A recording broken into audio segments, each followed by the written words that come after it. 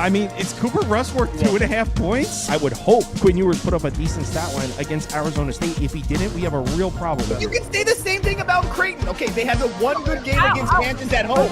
When Toast talks about the kicking market, it's like some earth is flat shit. Andy, true or false, this is going to be a dog walking. Dog walking. This is my dog walking of the day. I think it's going to be very ugly. Dog walking. I think this is going to be ugly. Hey, get this. I can teach you motion graphics. What's up, everybody? Hope you all had a nice Friday night.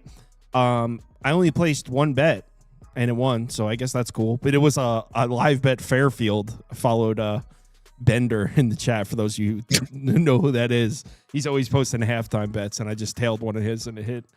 Yeah, we got a ton of games to get through. I think Rochelle's coming on late night. So for those of you that are sticking around for the duration, I will talk about NBA at the end. I have one bet, and he has two bets. So for those of you that want to stick around for the marathon race, we'll be talking NBA at the end of this. Spoon, how was your day off, man? It was pretty good. Caught up on some sleep. Got to watch Vermont get slaughtered.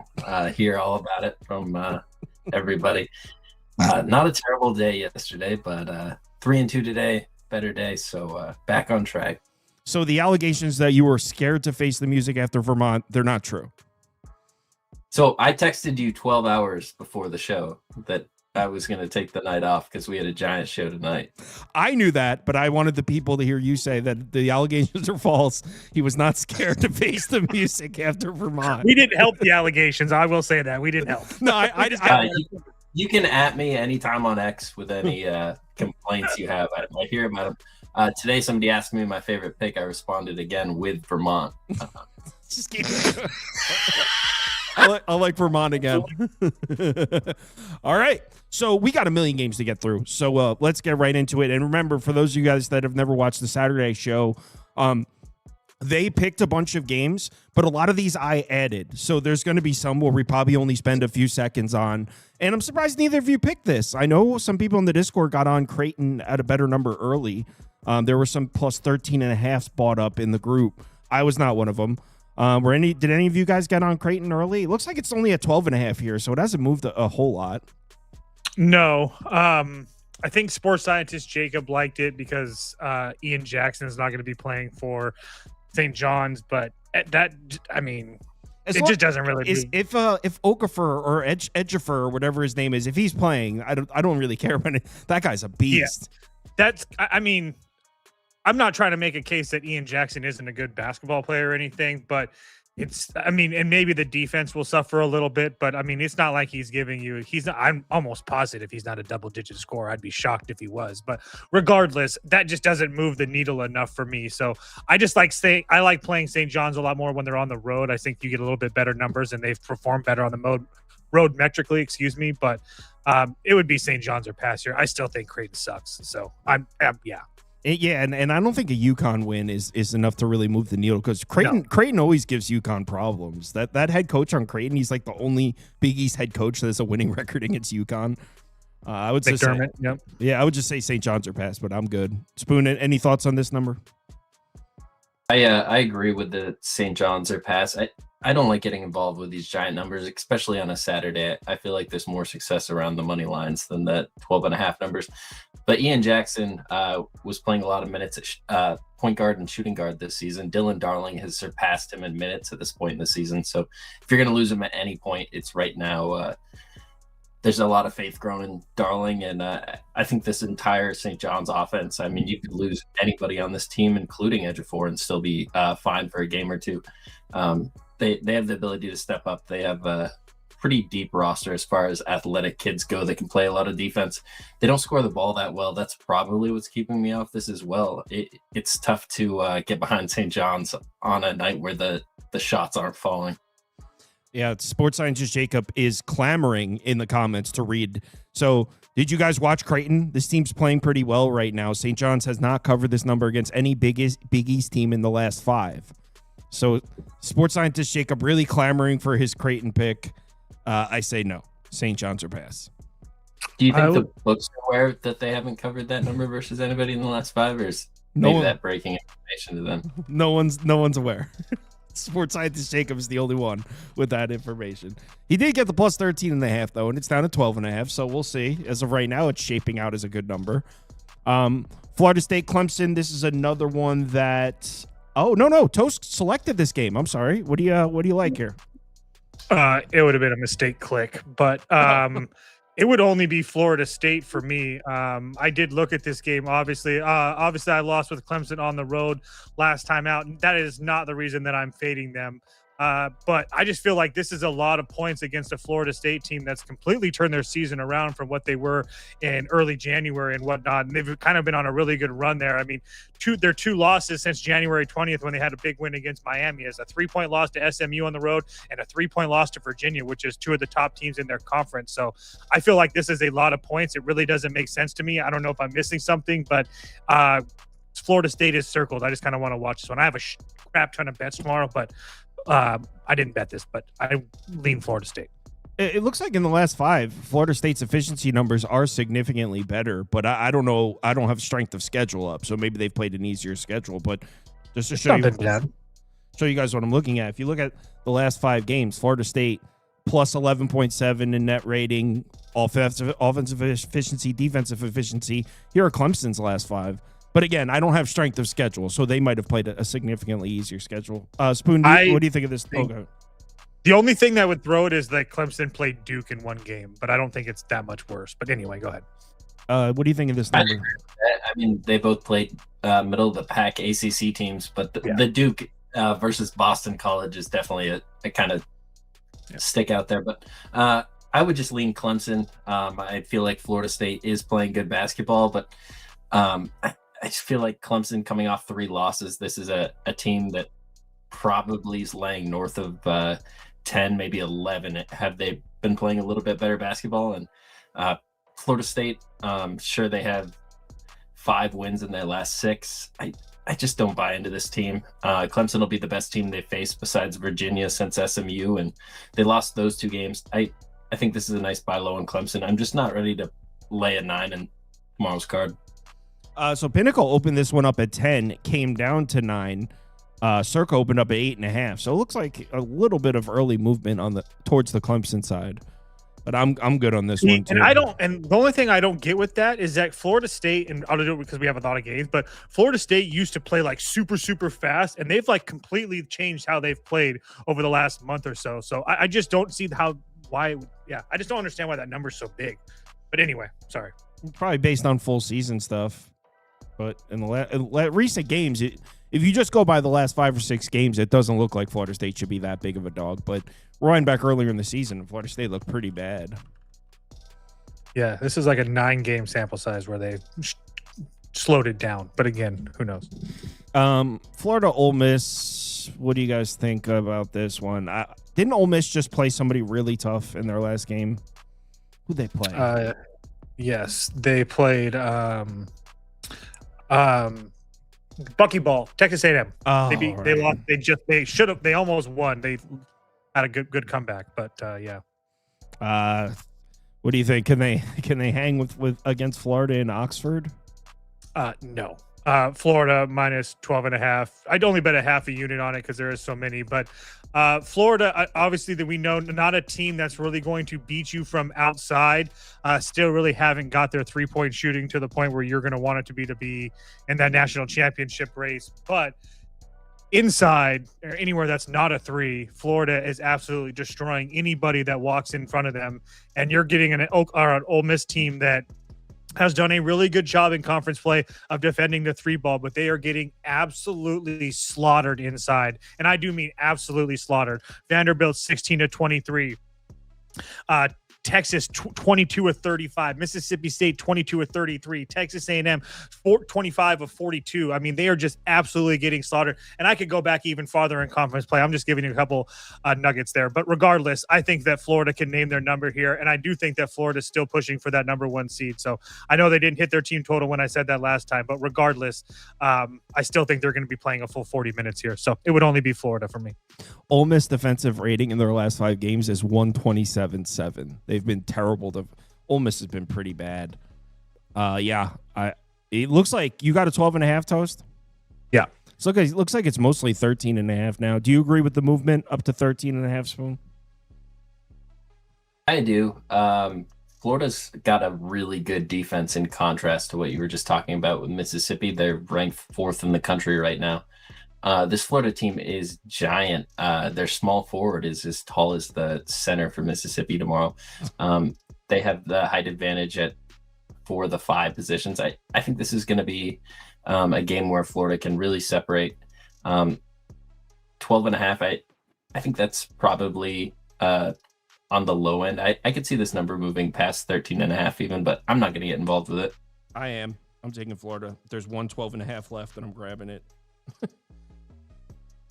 All right, 1 sec. Sorry to hold the show up. I'm going to be quick with these so we don't hold it up. Last 12.5 remaining. I'm in. All right. The Gators. Let's go, Gators. Okay. Let's move on to the next one. Ooh, that new purple Mountain Dew is tasty. Jesus. It is. That is good. What are you, 6?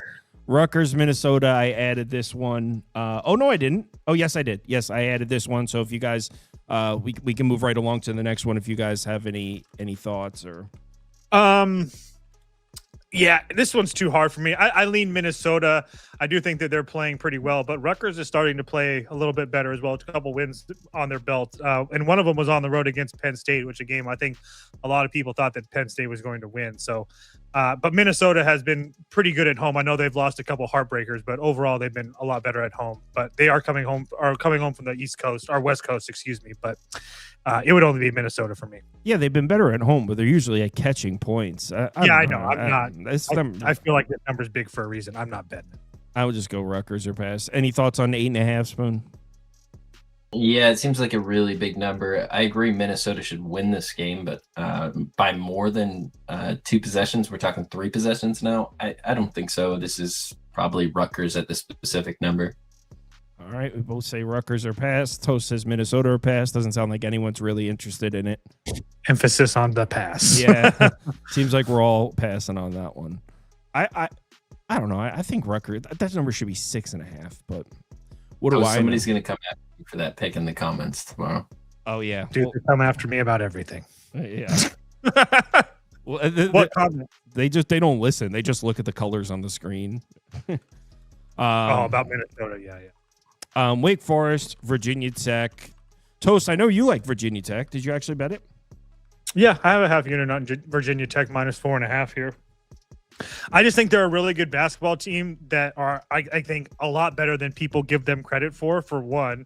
And I still think that Wake Forest is really bad. I think they're coming off of a couple nice home wins, and they had a road win against a really bad Georgia Tech team. But I don't think that they and I know that you made the statement earlier that we're usually getting Virginia Tech as a dog, and that may be true. But I do think here at home, after playing some away games, I think this is a really good spot to get this team. And I don't think that we're going to get them as a dog like we have been because of how they've been playing. So they had one bad game really against Florida State, and besides that, it hasn't really been bad, especially when you take and consider the competition they've been playing. So you're not going to expect them to look well against the Dukes and Louisvilles and NC States and whatnot. But regardless, small bet on Virginia Tech minus a 4.5. I think we're getting a little bit of value too with Wake having a couple wins too. I disagree. Virginia Tech's been my team. I've won 3 bets in a row with Virginia Tech, but I'm betting them plus 9.5, plus 8.5, plus 9.5. Now we're laying to a Wake Forest team that's playing better. I kind of lean towards Wake here. Wow, the poll loves Virginia Tech. Damn. What do you think, Spoon? Don't you think this number should be like 3.5? I don't think the number is that altered by recent Virginia Tech play. I mean, Wake Forest has won outright as a dog now twice in a row.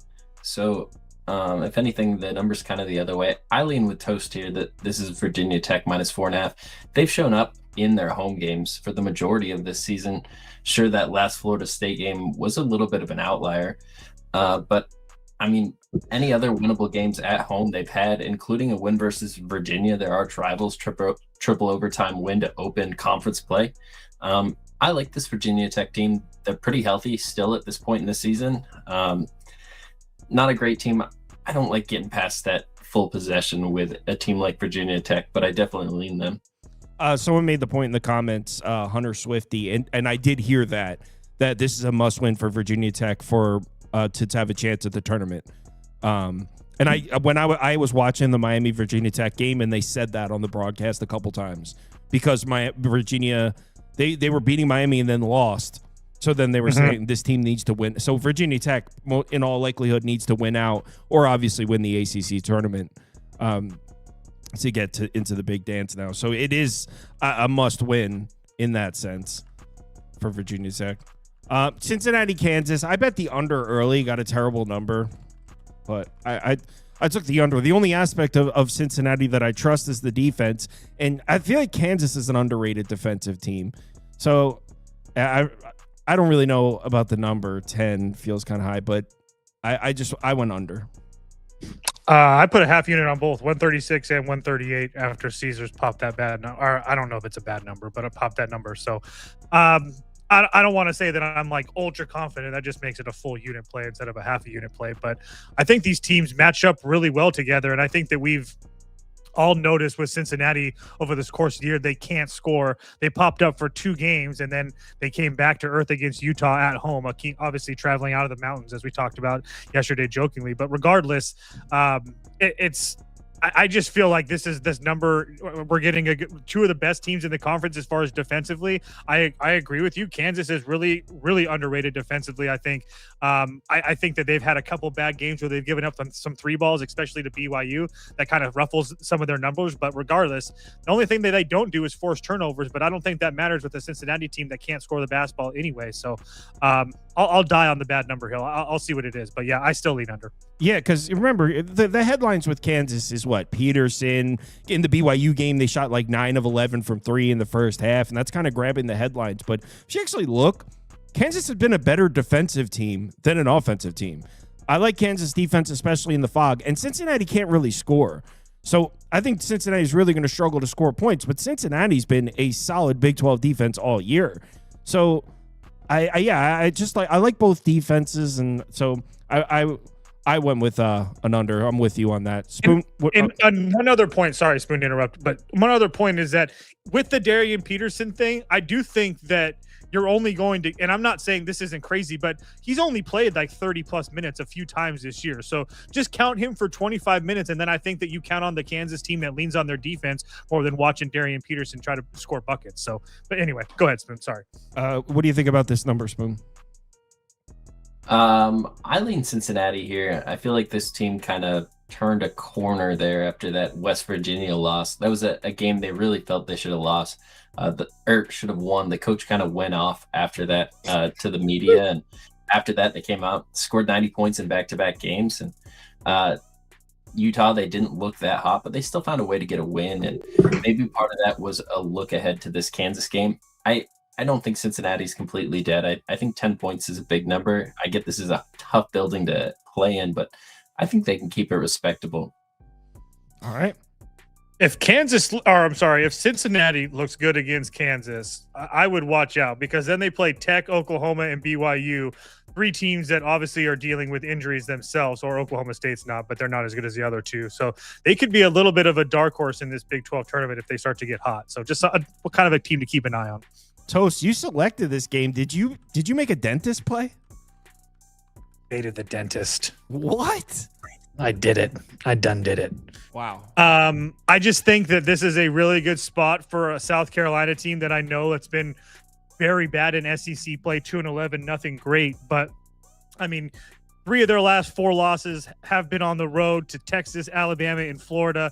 Most teams in the country aren't going to have a good record after those games. And then they lost a home game to a Missouri team that is starting to play a lot better, especially over the last couple of weeks. I think they're like 6-2 their last 8 or something like that. So I don't even think that Missouri loss is that bad. They lost to LSU in overtime, and then they lost to Florida as well. So they lost to Florida twice, and then they ran into buckyball. But my point to that is that I think that we saw Mississippi's best fastball against Auburn at home. They beat Ole Miss, who a team we just talked about earlier is not a good basketball team. I think this is a very good opportunity for South Carolina to finally get a third win in conference play. I think this is their most winnable game probably besides or left on their schedule besides like the Ole Miss game at the very end, which is on the road.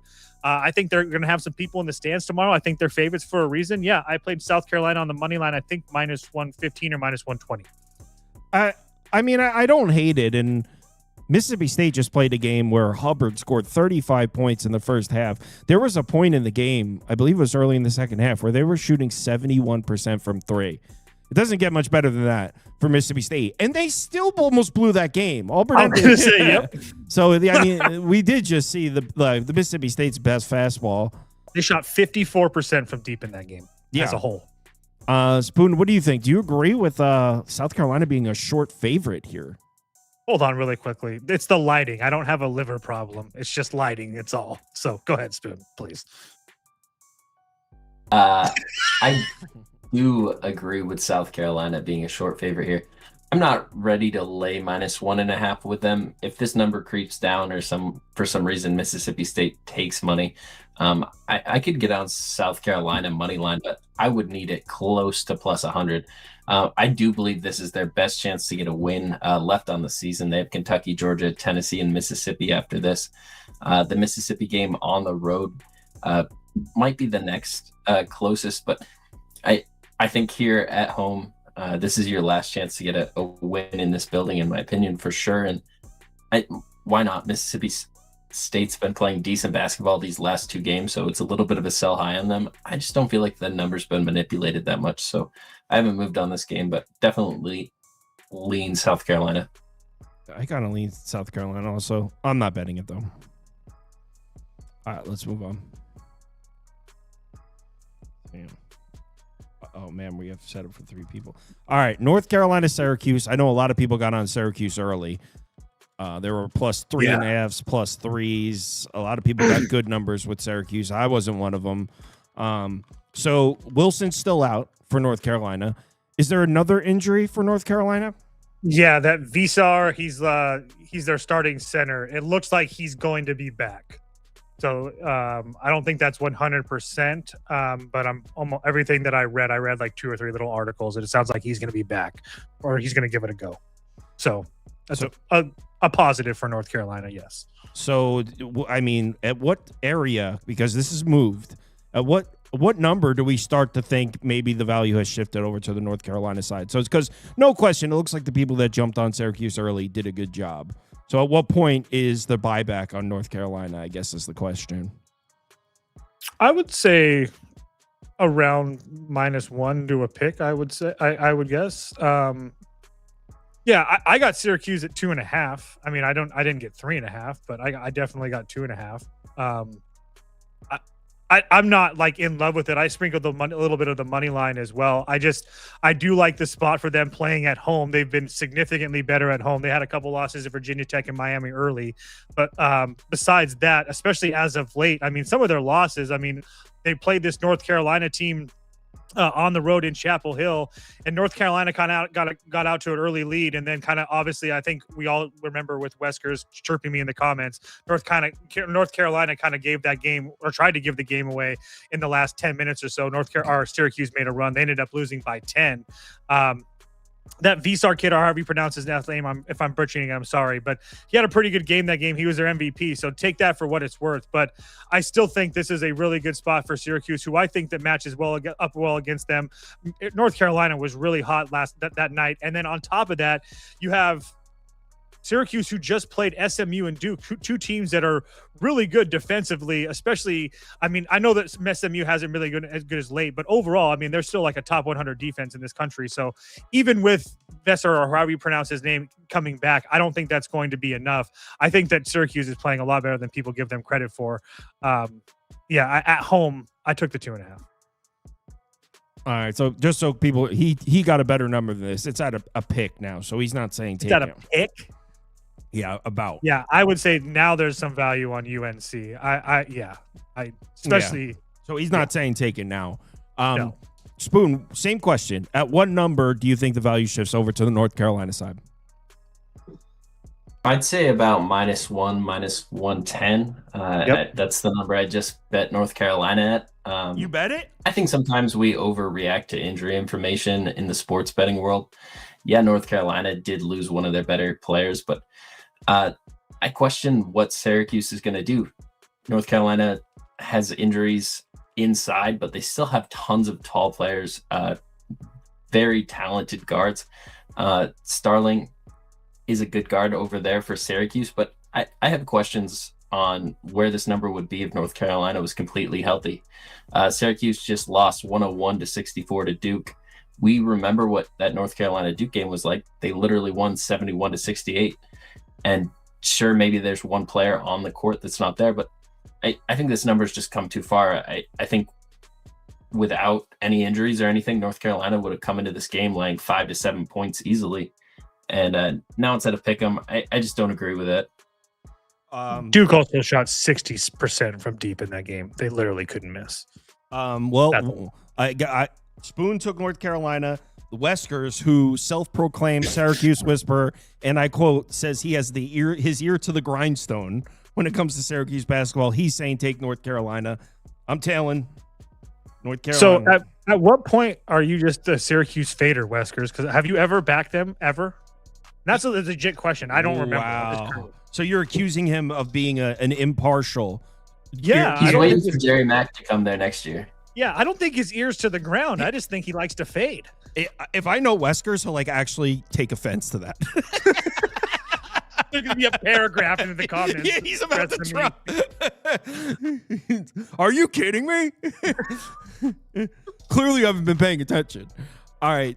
Xavier Butler, I got to say, I liked Butler -2.5 when we were looking at the openers earlier in the chat. You guys all talked me off of it, and now we're looking at Why did I talk you off of I it? don't think it was you, actually. I was going to say, I don't remember that. Actually, I don't think it was either of you, so maybe I'm pointing at the wrong people. Everyone walked me off my 2.5 -110, and now it's at 3.5. I don't know if I talked you off of it. I might have said something, but I still wouldn't have laid the 2.5 with Butler. Xavier just seems to play a lot of really close games. And obviously, maybe I'm wrong because the number is now at 3.5, but it just felt like this game should be closer to a pick in my book. What? So KenPom has this 4. Like I said, maybe I'm just wrong, but I feel like these teams are very, very equal. And again, it's been really hard to beat this Xavier team by multiple possessions. And I think that all the teams that have are significantly better than Butler. But again, I didn't bet the game, so take that all with a grain of salt. But it would only be Xavier for me. Saying this game should be a pick is blasphemy. Butler's the better team. They're at home. This is probably the fair number right now, 3.5. They're not that much better. They're better than Xavier. All right, I'm pulling up the numbers. Spoon, Butler is better than Xavier on a neutral, right?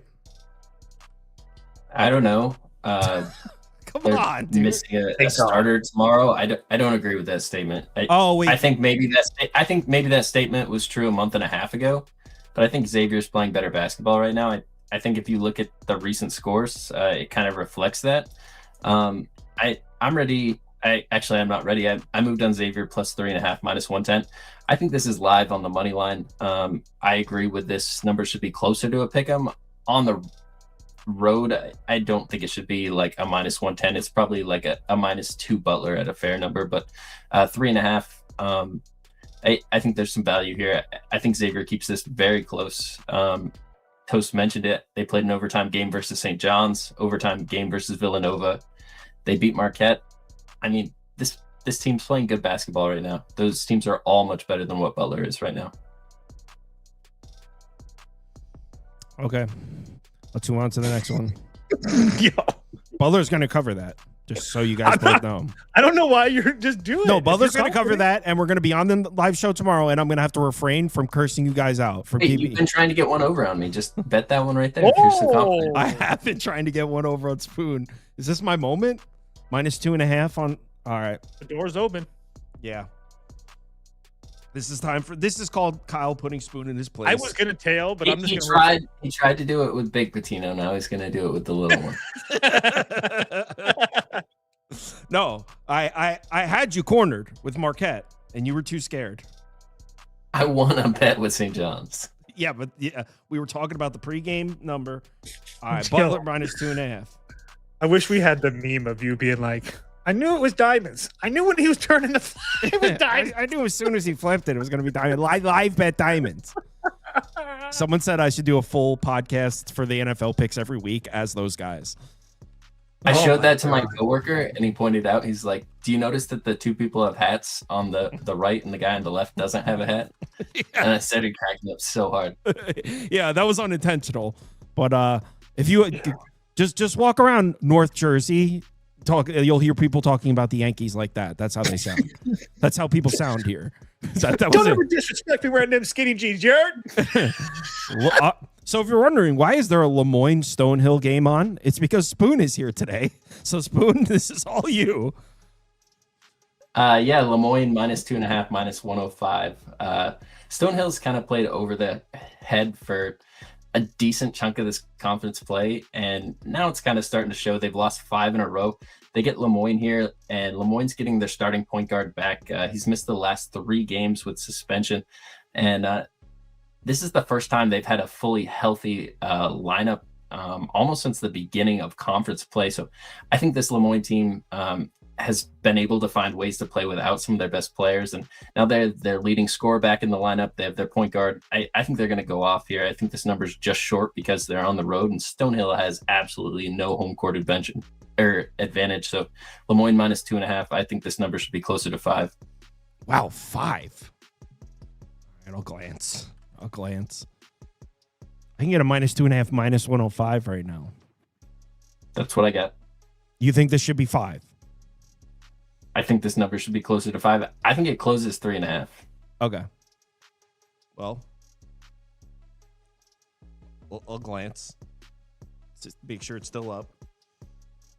LeMoyne. What am I doing? LeMoyne. Sorry to hold the show up. Minus 2.5, plus 105. Right here. All right, I'm in. LeMoyne. All right, let's go on to the next one. Another Spoon game. And this one is Central Arkansas, Florida Gulf Coast, Spoon. This one is Central Arkansas. This is a very short number. It doesn't quite make sense to me. Central Arkansas is sitting here 18-10 on the season, 13-2 in conference play. Florida Gulf Coast is sitting just 7-8 in conference play. I think this number should be closer to 3.5, and we're getting a minus 1.5. The Central Arkansas team has been disrespected by the books since the beginning of the season. They really overperformed expectations, but they're not facing any injuries to their starting lineup at this point. And the only issue with Florida Gulf Coast is if they really catch fire, they can play with a bunch of pace, shoot a bunch of threes. I can bet against that happening. I think this number is short by 2 points. I'm not going to pass it up. So Central Arkansas minus 1.5. I don't see any reason why we're getting anything under 3 right now. They already beat this team by 2 points earlier in the season, and it was a game that Florida Gulf Coast made 14 threes, shot almost 50% from 3. I don't think they're going to outperform that performance a second time. So Central Arkansas minus 1.5. All right. Yes. Let's move on to the next one, and the next one is Davidson Fordham, which is another Spoon game, but at least we're into some A10. We're into some teams I know. So Davidson Fordham, Spoon, do you disagree with the number? I do a little bit. So Fordham has played good basketball coming down the stretch here. They've won their last 3 games, beating Rhode Island, Loyola of Chicago, and St. Joseph's. But before that, they were just sitting 12-12 on the season, 3-8 in conference play. Davidson in that time has played a Division II team, lost a game to Dayton by double digits, and beat Richmond. So now they hit the road, and I just feel like this number is short. Davidson and Fordham already played earlier this season, And Davidson was coming off a game where they had just made, I believe it was 14 threes, 15 threes. And just like numbers naturally do it, they regressed. They only hit 4. They went 4 of 23 after shooting almost 50% from 3 the game before that. And Davidson still won that game 68-63. So I think this is a game that they can play much better. And Fordham has size inside that's created an issue for a lot of these A10 schools. And I think Davidson has the size to handle this. And I think this is a really fun game to watch. Josh Scovin's coming over from Army, one of the better short power forwards in all of Division I basketball. I think this team matches up very well. I think they win this game handily. I think Davidson wins this game handily? Yeah. They're underdogs. I think they win handedly? That's a pretty bold statement. They're underdogs. Classic wrong team favored. There's 160 games on the board tomorrow. I'm not trying to bet the coolest games to watch. I'm trying to bet the lines I disagree with the most. Handedly, he says. No, I'm not betting it. Handedly? All right. I think it's a possession win. Let's put it that way. Hector, you made me laugh. This is a no-brainer. Miami's going to win this game. Number should be 4.5. Way off. Yeah. The disrespect to the Canes. The Canes are getting disrespected because they struggle with Virginia Tech. Everybody struggles with Virginia Tech. They're a good team. Before that, they beat NC State. Very good team. They played North Carolina. The strength of schedule the last few games is not comparable between these two teams. Why is this 8? Shouldn't be. I'm on Miami plus 8.5. I'm considering money line. Go ahead, Spoon. I disagree with that statement. I think Virginia wins this game by 10 to 13 points. This is a really good Virginia team. They're playing good basketball. I don't think there's any value in the number. They're sitting 23-3 in the season, 11-2 in conference play. Sure, Miami just beat Virginia Tech, NC State, North Carolina, Boston College. I think Virginia is a step up in competition right now, and I don't think they win this game, but Hold on. I just think Miami's playing over their head a little bit. Wait, hold on. Virginia's a step up in competition? When's the last time Virginia Tech? When's the last time Virginia played an opponent as good as Miami? Ohio State? Ohio State is as good as Miami. Yeah. Without their point guard. Play really good basketball. Without their point guard. I was going to say, yeah, without Dude, Mobley. this is Miami's the best team Virginia's played since North Carolina, which they lost. Yeah, Miami's winning this game. And they very well could have lost the SMU game, too. Hell yeah, 100%. Why did Malik Renew only play 20 minutes in the last Miami game? I don't even know who that is. Okay. Definitely bet Miami then. Toast, what do you think? 8.5 too many? I do think it's too many. I'm not going to bet it because Virginia has been playing, I mean, especially over the last month or 2 months. I mean, if you filter that through Bartovic, I mean, there have been a top 10 team in the country. I don't know what to put into the Renew thing with Miami. I mean, they did win that game, so maybe it was just a game flow situation for Coach Lucas. I really don't know, but I do agree with the sentiment that this is a significant step up in class for a Virginia team that hasn't really had to play anybody since Ohio State, who does have a 36 on their name versus KenPom. But I mean, obviously Thornton's their best player, but John Mobley is a very good basketball player, especially on that basketball team. So that's their first game without him. And then you go all the way back to North Carolina, like he talked about in SMU, and the Louisville game. I mean, it was kind of up and down. Yeah, I don't know. It would only be Miami for me. I'm not betting it, but Virginia's been that good. But I just don't know what to think of Miami. I think I ask Spoon once a week, is Miami good? And and that's not like a gotcha question. I just can't figure out this team. So they're better. I feel like they're playing above their head right now. Fair enough. I feel like this number should be closer to 10. I'm not betting it, so go ahead and bet Miami. But I don't know. Maybe click on Renew, figure out if there's something there first. That's a little bit of a red flag. This is a kind key of player for that team. Little Trevor and me, but this is like the start of a really big stretch for Virginia too. They played Miami, and then they got NC State and Duke back to back after that, which are obviously two huge games. Not saying they're packing it in for Miami, but little context. All right. Notre Dame Pitt. I almost grabbed Notre Dame plus 2.5, and I think you still can get a juiced one. But I don't really know much about Pitt. I just know that you guys have repeatedly said they're not very good. So when I saw it's 2.5, I thought Notre Dame, but I don't really know these teams too well. I feel like it's an absolute coin flip. I would, I guess, lean to Pittsburgh because they're at home, but both of these teams have been pretty damn bad. So yeah, I guess Pitt because they're home, but no interest betting this game. Spoon, any thoughts on this one, or should we skip to the next one? I added it. You guys didn't pick this one. Notre Dame just showed they can win a basketball game versus Georgia Tech. Pittsburgh hasn't shown that ability for a while. I guess lean that way because of that.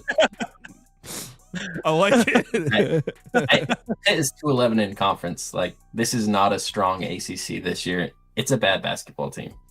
All right. Next up is another game that I personally added. Neither of you guys picked it.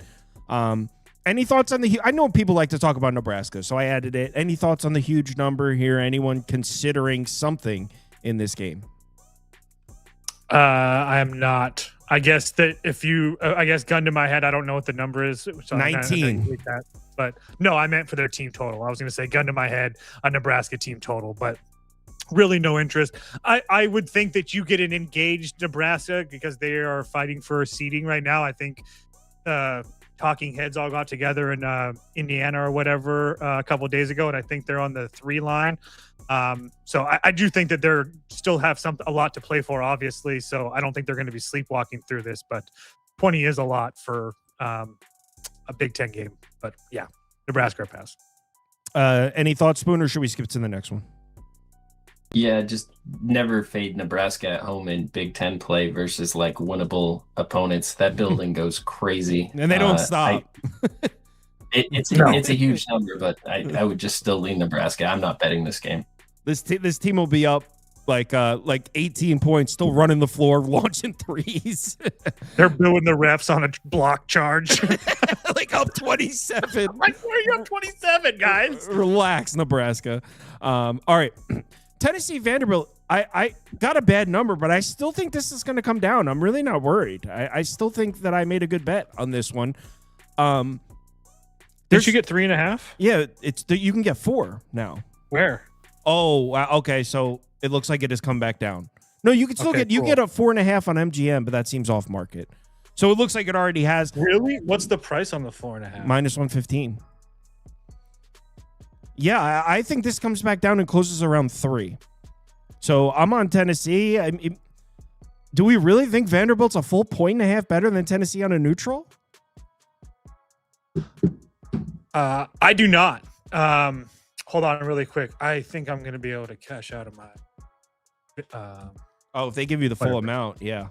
Yeah, I think I'm only going to cost like $3. But anyway, let me pull this up. Vanderbilt is getting Duke Miles back, which I think that needs to be noted. I think maybe that's part of what this line is. But I had this line at like Vanderbilt minus 1.5, maybe. I do feel like I don't know if Tennessee's. I personally think that Tennessee's the better team. I don't know if you could actually handicap them like that, but I think that some people are making not these two, but some people are making a little bit bigger of a deal with Duke Miles coming back than need be. I mean, he hasn't played in like 6 games. He didn't play in a couple games earlier this year. He came back. He went off against Alabama and then kind of no-showed against Florida and Arkansas and was, I guess, decent against Mississippi State. But regardless, I still think they're going to be facing a Tennessee team that is playing very, very good basketball right now. For whatever reason, they can't seem to beat Florida. Kentucky. It is what it is. They lost to Florida and they lost to Arkansas on the road when Arkansas was playing absolutely amazing. Not that they aren't anymore, but regardless, And now you're going to be facing this Vanderbilt team that I know that offensively they can be all right at times. They kind of hung their hat defensively at times. That's one thing that I've been impressed. And I think that the Vanderbilt defense has been a lot better than people give them credit for because of how they run their offense. But I still think that seeing this Tennessee team and Nick Amon and Gillespie is just going to be too much for them. And not to mention the fact that we've seen Tennessee play a lot of really good teams so far this year and done really well against them. Not that Vanderbilt has some crazy bad strength of schedule or anything like that, but I do think that Tennessee has the ability to slow this game down and play half-court basketball. And if they're able to do that, I think that Tennessee can lean on that defense, and I think that their offense just a little bit better, especially with Amon to take care of everything. I just think that you're getting the better team with a full possession almost essentially with Tennessee. So yeah, I took Tennessee at 3.5 as well. Yeah, I agree. Spoon, where do you think this would be on a neutral? We'll start there. Vanderbilt minus 2.5 on a neutral.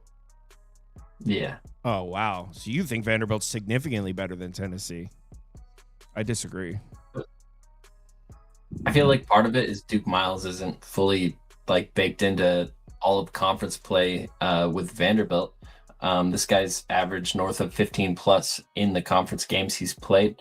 If we look at Tennessee and what they've struggled with this season, it's the teams that play faster in conference, Arkansas, Florida. We look at what Georgia did and Texas A&M, two kind of lower teams in this SEC conference. Both took them to overtime. So not comfortable wins for Tennessee. Tennessee doesn't play fast. Rick Barnes plays a really slow tempo. So it's a contrast of styles that I think makes an interesting matchup. Plays a really good defense. I could see a world where Tennessee does win this game. I haven't moved on Vanderbilt, but I definitely lean Vanderbilt here in this game.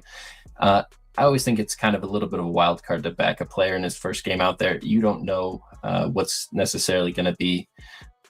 He might just be trying to get his legs under him, get ready for the tournament, try to get some minutes in every game, and could be just a little bit of a red herring. He only plays a few minutes kind of thing, but I still lean Vanderbilt. Vanderbilt's 1-3 in the last 4 games that Duke Miles played. All right. Is that good? No, I'm saying I went to look at Duke Miles and say how are they playing before he got injured? Were they on did they win 9 in a row? And they actually were 1-3 in his last 4 games. He was really good to start the year. Got it. But obviously injuries got him. Next up is I added this one. We don't even have to spend more than 10 seconds on it. Georgia Tech, Louisville. Any reason they could keep it within 3 touchdowns? I don't think so. No, personally, this team just got beat by, I don't even know what the number was, close to 30 to a Virginia team that's not nearly offensively as capable as Louisville, in my opinion. So am I betting Louisville? No, but it would only be them. With Louisville, the 3-point shooting, it's if the threes aren't falling, this game could come down to the wire. And if the threes are falling, they could be up 30 at half. Yeah, they could lose. They could lose outright or win by 60. I'm good. Any interest in this one, Spoon, or should we move on? No, you guys just hit all the points. They could lose outright or win by 60. I really lean Louisville here. I think Georgia Tech's a bad basketball team. But I don't know how motivated Louisville is to really win by 25, 30 points. Yeah. Let's move on. Next one up is, and it keeps shooting us to the top of the screen. I don't know why it keeps doing that. Something's wrong with OBS. Kansas State, Texas Tech. Did one of you guys select this one? Toast, did you pick this one? You did? You damn right. Where are you going with this? Yeah. Kansas State plus 16.5. That number is gone now, unfortunately. So not really as much in love with the 14.5, but okay. So obviously I think that we all know that JT Toppin is out, and I don't think that any player in college basketball is worth 3 or full points. There has been some chatter, I will say, on the internet about JP Toppin and what his value to the spread should be. If anybody tells you one single player is worth 5 or more points, they're high. They're absolutely high. So I'm just going to come out and say that right now. Maybe Luka Doncic in an NBA game or Jokic or something. Yeah. But in college basketball, no way. But I will say that I do think that it significantly hampers Texas Tech because you take him out, and the one thing that's been the Achilles heel, I guess, of this Texas Tech team has been their depth. And if you take him out, you're asking a lot from this team. And I will give you that Kansas State is a very bad basketball team. There's no question about that, but they fired their head coach. They won by a significant margin against Baylor. I just feel like they're going to be playing with kind of like a free little spirit here and getting 16.5 points against a team that's not really deep and is probably trying to figure things out going forward because they're obviously going to make it into the tournament. I don't know what how this injury is going to affect their seeding, but I would assume that Texas Tech is going to be trying to figure out how to get things situated for March, not be winning by margin. So I took Kansas State plus 16.5. So you got 16.5. Circa is all the way down to 13.5 now. Spoon, any thoughts? Kind of said it earlier. I think sometimes we overreact to injury information. I think Texas Tech, once this number stops falling, it'll probably be the most side that I would lean to, but I'm not getting involved with Kansas State, Texas Tech with a spread north of 12 points tomorrow. I echo that. I wouldn't be surprised to see this number continue to fall, though. It seems like once Steam starts moving some of these college lines, it just continues to go. I think Texas Tech is a really good team. Yes, JT Toppin's a really great basketball player, but they've recruited well. They have other players that can step up. Kansas State's bad. I would say the move was either grab an early plus 16.5 Kansas State or wait and play Texas Tech at the tail end. I would say. So we're in no man's land right now. Yeah, if you get like 11.5 with Texas Tech, I wouldn't hate that at all. Yeah. Now, Arizona, Houston, no Koa Pete, correct? Right? Mm-hmm. How long's he out for? I'm not sure. It doesn't look like he's going to be back anytime soon. I think they're going to be trying to get him ready for March. Wow. I don't know if that's official, but yeah. So what do we think? I don't think they're in a rush. We'll put it that way. What do we think of this Arizona team without Koa Pete? Can they hang with Houston? I don't think so. I bet the over 139. It's up at 141 now. You can get like 140.5 or so, but I don't know what to think of this Arizona team because they obviously had lost 2 games in a row coming into that game. Now, Koa Pete only played 11 minutes versus Texas Tech, so take that for what it's worth. But keep in mind, when they played BYU didn't have Richie Saunders. And so, I mean, that was one of their – I mean, it's not their best player, but it's one of their top 3 players, probably their second best player as well. So now they're going to be playing a Houston team that has obviously coming off of a loss to Iowa State, a game that could have went either way. It was a fantastic game, especially if you were watching, not if you were betting, or most of us had 2.5, so which sucked. But regardless, I do think that they should be able to name their number against this Arizona team. When I mean name their number, win by multiple possessions, I say, because look, I just don't know what to expect from this Arizona defense without Koa Pete. I know that Bradley's and Burry's and stuff like that are really good, but some of these guys are a lot bigger and not as athletic especially as Koa Pete is. So I just feel like Houston and how they continue, and I've talked about this at multiple times, I feel like this Houston offense is going to continue to get better the more that Flemings continues to find his groove. And obviously he's been an absolute dynamic player over the last couple of weeks. I think he's close to like 25 plus a game. So I have no reason to believe that's going to stop. And I do think, like I said, I do think that Arizona should be able to score a little bit. I mean, they do have other guys like Burry's and Bradley who are, I mean, get the ball just as much as Koa Pete does. So, and Bradley's a senior, so I do think that he can put some load the scoring on his shoulders. But I just felt that under 140, this game was a little bit too low. I know that Houston is known for their defense, but so far this year, it's been their offense that's been a lot better. They're the number 1 offense in the Big 12 this year. That's kind of crazy to think about. But yeah, I played the over. I kind of want to play Houston. I missed the number. I wanted to get 3.5. I thought there was a 3.5. By the way, this is a little unusual. So we've got some difference of opinions here. So Pinnacle's got this down at 4, and Circa's at 5.5. So it looks like the major market influence sportsbooks don't necessarily playing a little bit of chicken on this one. What do you think? Who do you agree with more, Pinnacle at 4 or Circa at 5.5?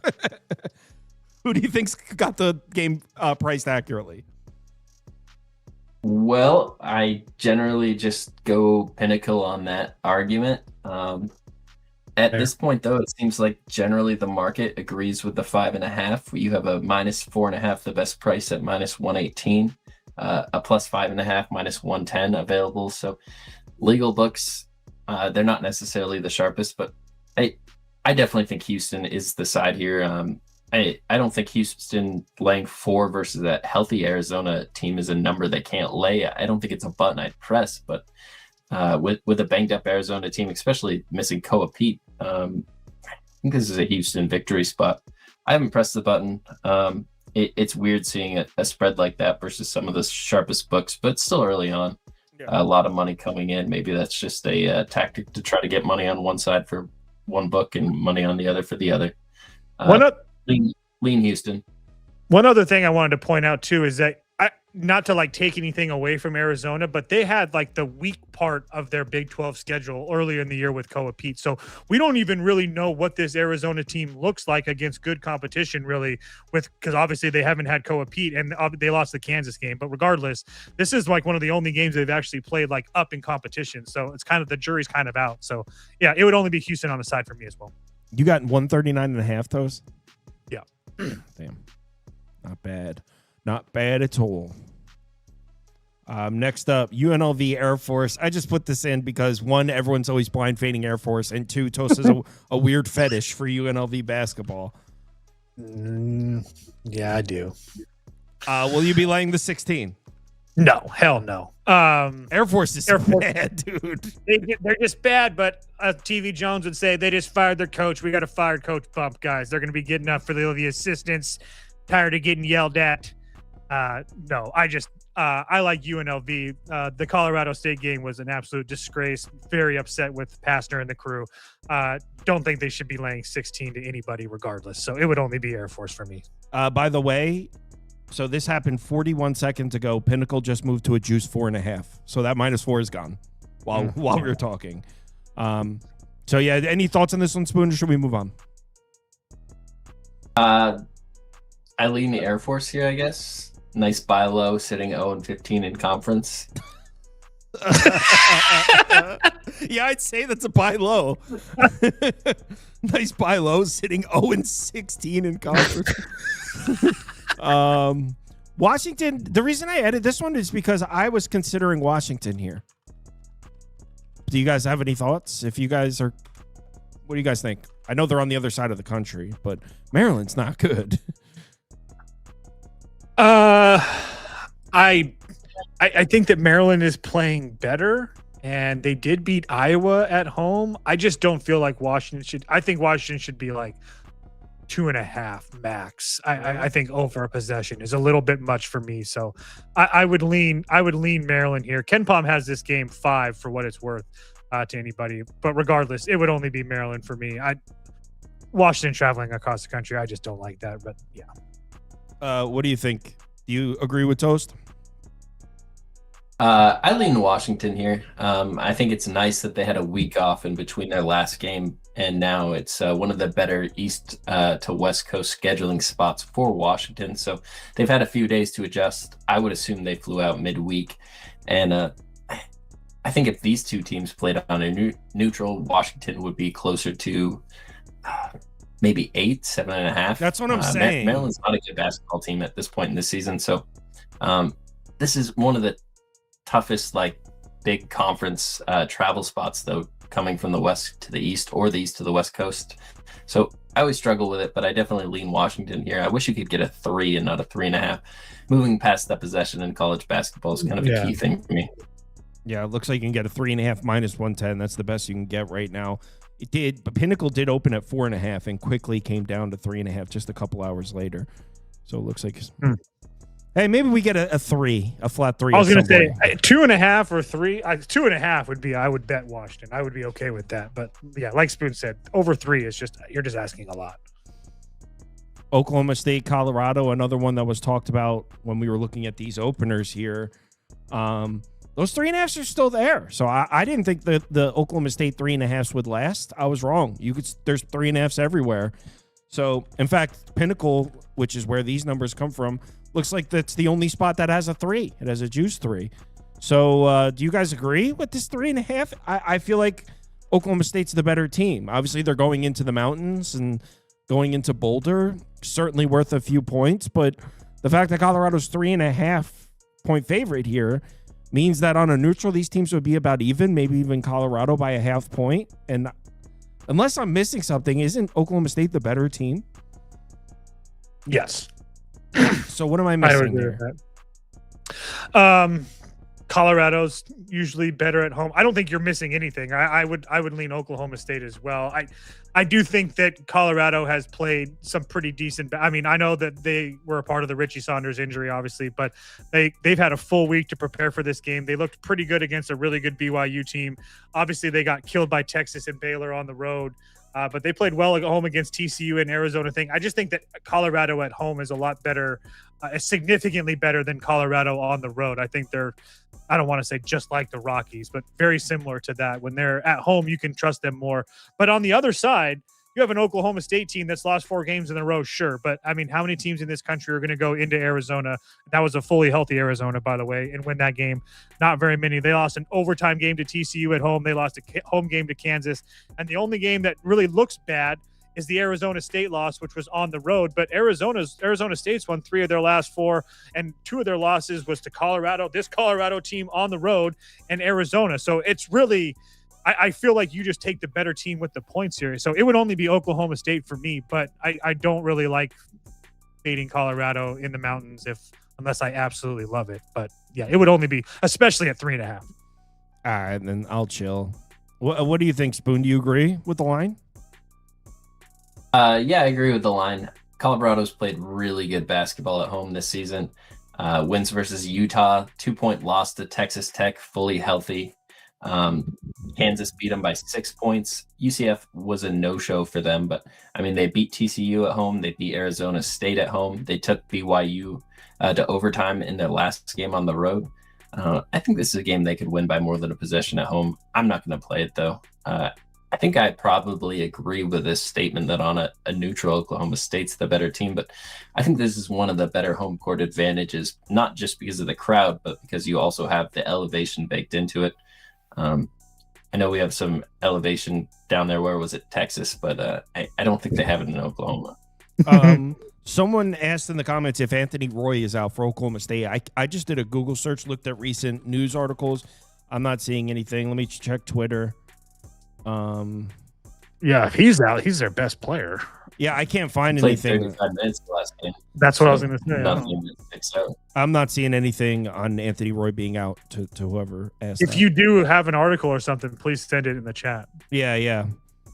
Be a nice time to bet Colorado. Yeah, then all of a sudden that 3.5 makes perfect sense. So this is my biggest bet of the day, but I got Georgia money line. I forget exactly. 130. Yeah, minus 130, and then I bet it again at minus 135 or something. It's Georgia's laying You a full. did? Yeah. Yo. Well, I bet it, and it was under review. Remember? So I went. That's right. Yeah, so I went and bet it again somewhere else, and then my review went through. I was going to say, so obviously so- it went through if you said you bet it twice. Yeah, I Good do for you. like the bet, but like the reason I bet it twice was because I wasn't sure if it was going to go through. It was under review.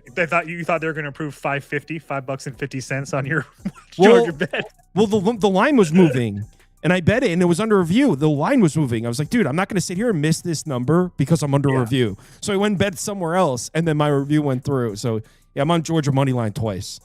With Wilkinson back, Georgia's the better team here. Wow, there's 3.5s now. I know. Our number's completely gone. Yeah, I mean, can't bet it now. So what's the point? At what point is the buyback on Texas? I guess the conversation now. Yeah, if you're getting Texas, I would say if you're getting Texas 3.5, I would say there's definitely some value there. It's just, for me, it's just kind of a sell high on Texas. I think I'm higher personally on this Texas team than a lot of people are, but I think they've won 6 games in a row now, and I think 7 of 8 or 9 or something like that. With their only losses are to Auburn on the road, Kentucky on the road. So they've been pretty damn good, but they've also played their last few games some lackluster competition versus LSU, who obviously doesn't have their best player. The Missouri team win looks actually pretty decent, but Ole Miss, South Carolina, and Oklahoma, none of those teams can get out of their own way. And you have a Georgia team that's obviously played well, coming off of a huge win, and like we talked about going to that game, got their best player in Wilkerson back. I just feel like this was a nice buy low on a Georgia team that, even going into the Florida and Oklahoma game, that I thought they were a little bit undervalued. And even I think me and Spoon went to head on the Texas A&M game. So I do feel like Georgia is a lot better than what they've showed over the last couple of weeks. And now getting Wilkerson back finally, obviously we saw that with the last game against Kentucky, and I think it continues over here against Texas. So yeah, I got Georgia, whatever. Spoon, do you think 3.5 is the buyback point for Texas, or not yet? I took Texas money line plus 132. I like Georgia. I think this is a decent team. I like how athletic and fast they play. I believe when we were talking about Wilkerson coming back, Coach wasn't that impressed with him over the last few games. And then he shows up versus Kentucky, and they beat Kentucky. And now you guys are overreacting and saying that Georgia's the better team versus Texas. What is this? This is wild. I took Georgia to beat Kentucky because Wilkinson was back. So this is wild. And I didn't bet Kentucky. Yeah, I'm not changing. I was on Georgia. We both bet Georgia when Wilkinson was back. I was all in on Georgia when Wilkinson was back. Not switching sides. Texas sucks. I wouldn't go that far. What do you think about the first game this season? The first time Wilkinson played in that game. Hold on, let me pull it up. Is that at all alarming to you for laying 3 points? I'm not laying 3 points. No, I got a money line. Yeah, we got money lines. Super early, minus 130. Yeah, but January 24th, I lost in Austin. This just feels like a major market overreaction to me. What happened in that game that's throwing you off, Spoon? The loss? Yeah, what about it? Is 87-67, like, would you expect the team that lost by 20 points to be laying 3 points the next game? I mean, I guess Texas had a crazy great second half. How that normally work? We're talking about two different things though, because I bet when we bet Georgia, they opened up. There was -1.5. They're laying 3.5 now. I wouldn't take Georgia at current. All right, let's move on. I mean, when's the last time that Texas shot like that? Yeah. Arizona State, Baylor. This is another one. I think a bunch of people got on Baylor early. It was like 4.5 you could have gotten. 7. Yeah, Jesus. Yeah, some people got good ones. I was one of those people that got on Baylor early. I think that offensively, I've talked about them. They're a pretty damn good offensive team, and defensively, I think that's where you have to worry about them. But you got 4.5. Did you get 4.5 or 5? 4.5. I think I got a 5. Yeah, but definitely not 7.5. Yeah, I mean it's long. This was 3 points. Yeah, so I do think that Arizona might have some success with their size, but I do think that this Baylor offense is going to just absolutely destroy this absolutely piss poor Arizona State defense. So I think that you've seen Arizona play pretty damn well lately, and I think that's why we were getting a decent number with Baylor, or at least we were. Now I think it's a little bit better, but yeah, like I said, 4.5, 5 with Baylor. I was in, not anymore. Spoon. I'm surprised by the just quick movement to Baylor. This is a team that most people were really out on just very recently. I don't know if 7.5 is enough to get there with Arizona State still, but I disagree with the movement. So I guess at this point I lean Arizona State. I'm not going to move on this game. Circa went up to 8. See, yeah, I don't need that. I don't understand at all. It looks like it came back down to 7.5. It looks like Circa did get hit on the Arizona State side at 8. I was thinking anything under Baylor under 6 was kind of like where my head was at, just for the record. Boston College SMU. I added this one. We could skip right past it. SMU Boston College. Any thoughts? I really want to bet Boston College. I know that they're a bad basketball team, but 16 is a shit ton of points, and Boston College isn't getting beat by margin like that a bunch. And SMU is not a team, like I said, I'm looking to lay that many points with. Boston College is bad. There's no question about that, but I don't think they're 16 bad. It would only be Boston College for me. I actually have Boston College circled, but I don't know if I'm actually going to move. I have like 15 bets. Any thoughts on the number, Spoon? I'm assuming this isn't one you're interested in. I mean, it's a little bit disrespectful to Boston College. I agree. They didn't even. I mean, the last time they laid this number was what? Central Arkansas, Cal State Fullerton. It's Boston College, so I guess I don't know. I guess I lean Boston College. The number's huge. Just really quickly, Boston College lost to 8 to Florida State on the road, 9 to Cal at home, 6 to Stanford, 8 to Miami. They got killed by Duke. They lost by 6 to Virginia, 4 by Notre Dame. Again, they're losing games, but they're losing 2-3 possession games, not 5 possessions. Spoon goes, the last time SMU laid this number, they were playing Cal State Fullerton. And he was being dead serious. I mean, it's not an exaggeration that it's exactly. I don't even think they laid that number versus Fullerton. I think you'd have to go to Arkansas. No, that's what makes it funny is you weren't even making a joke. You were legitimately saying that. Oh, poor Boston College. Poor Eagles. What do we think of this number at 10.5? I know Arkansas at home, they play well. They're a good team. Missouri's a little bit better. Okay, they were laying 20 to Cal State Fullerton. Just for the record, I had to look it up. Yeah. So Cal State Fullerton only 4 points better. Boston College only 4 points better than Cal State Fullerton. I'm taking Fullerton on a neutral. What's that? Oh, yeah. I'm taking Fullerton on a neutral versus Boston College. Well, after what you guys said about Santa Clara, I wouldn't even be surprised. That statement still reigns true. Kentucky would beat Santa Clara. It'd be a great game. Maybe we'll see you next month. Missouri, maybe that'd be cool. Missouri, Arkansas. I don't know. Maybe it feels like a point or two high, right? Missouri's been playing well. It's not like Arkansas is. They're a great team, but come on. I wouldn't argue too much with you about being high. I laid 10 with Arkansas here. You took Arkansas?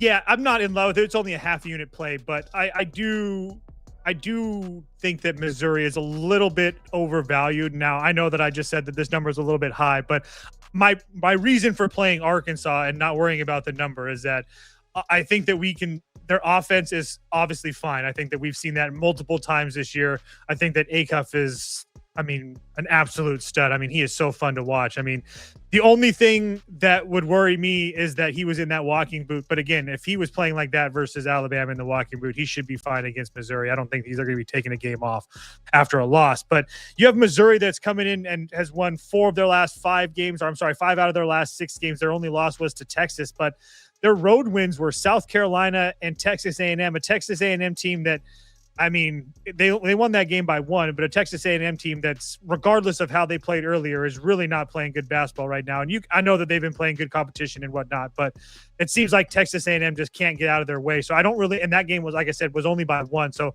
I'm not really sure what to make about that game, but I just think that we saw Missouri's absolute best fastball against Vanderbilt in a game where, they really started to play. They were really playing well to start, and then Vanderbilt kind of put some points on the board late in the game. But I just feel like it's going to be really hard to get up from that Vanderbilt game and then get on the road 3 days later against an Arkansas team that just lost the game against Alabama. We know that they should have won, where they scored 115 points and lost.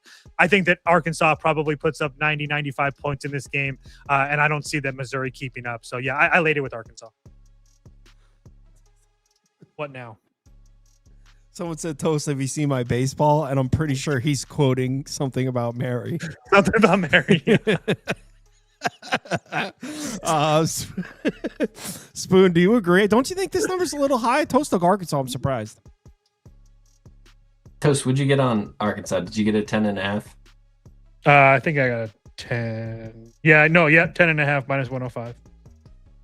All right, I'm gonna tail him on this. So if you look at what Arkansas has done after losses this year, they lost to Houston, came out, absolutely destroyed James Madison, almost a 30-point win. They lost to Auburn, came out, destroyed South Carolina, almost or more than 30-point win.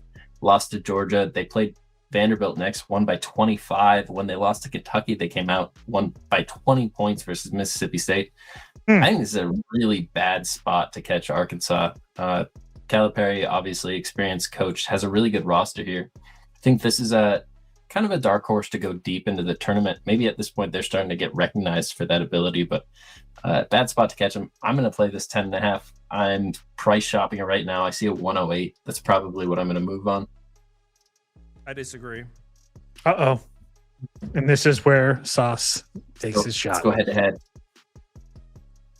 You can take the money line? No, I tried to take the money line. No, I tried to top down that SMU total. It just got nuked. Circa moved 2 whole points and everyone's following. I tried to get a 149.5, but it's gone.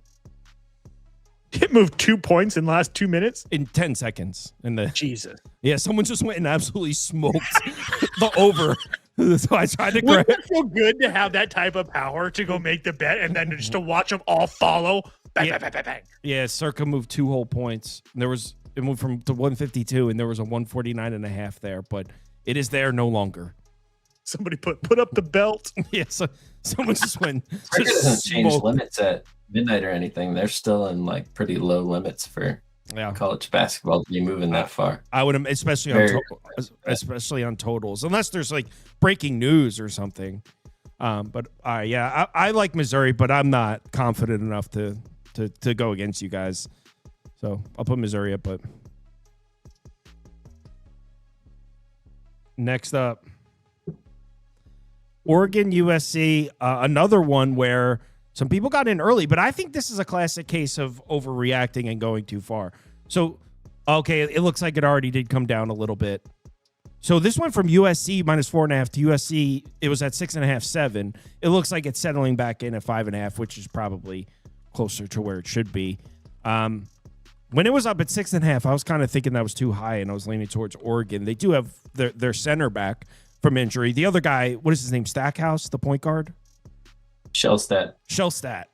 That's it. He's Jerry. Not. Yeah, he's not back. What do you guys think? 5.5 is where it's at now. This says 6.5. It's mostly at 5.5. I would need. I don't know. Do we have Arenas and Baker Mazzara injury updates? I don't. Unless they're like 100% playing.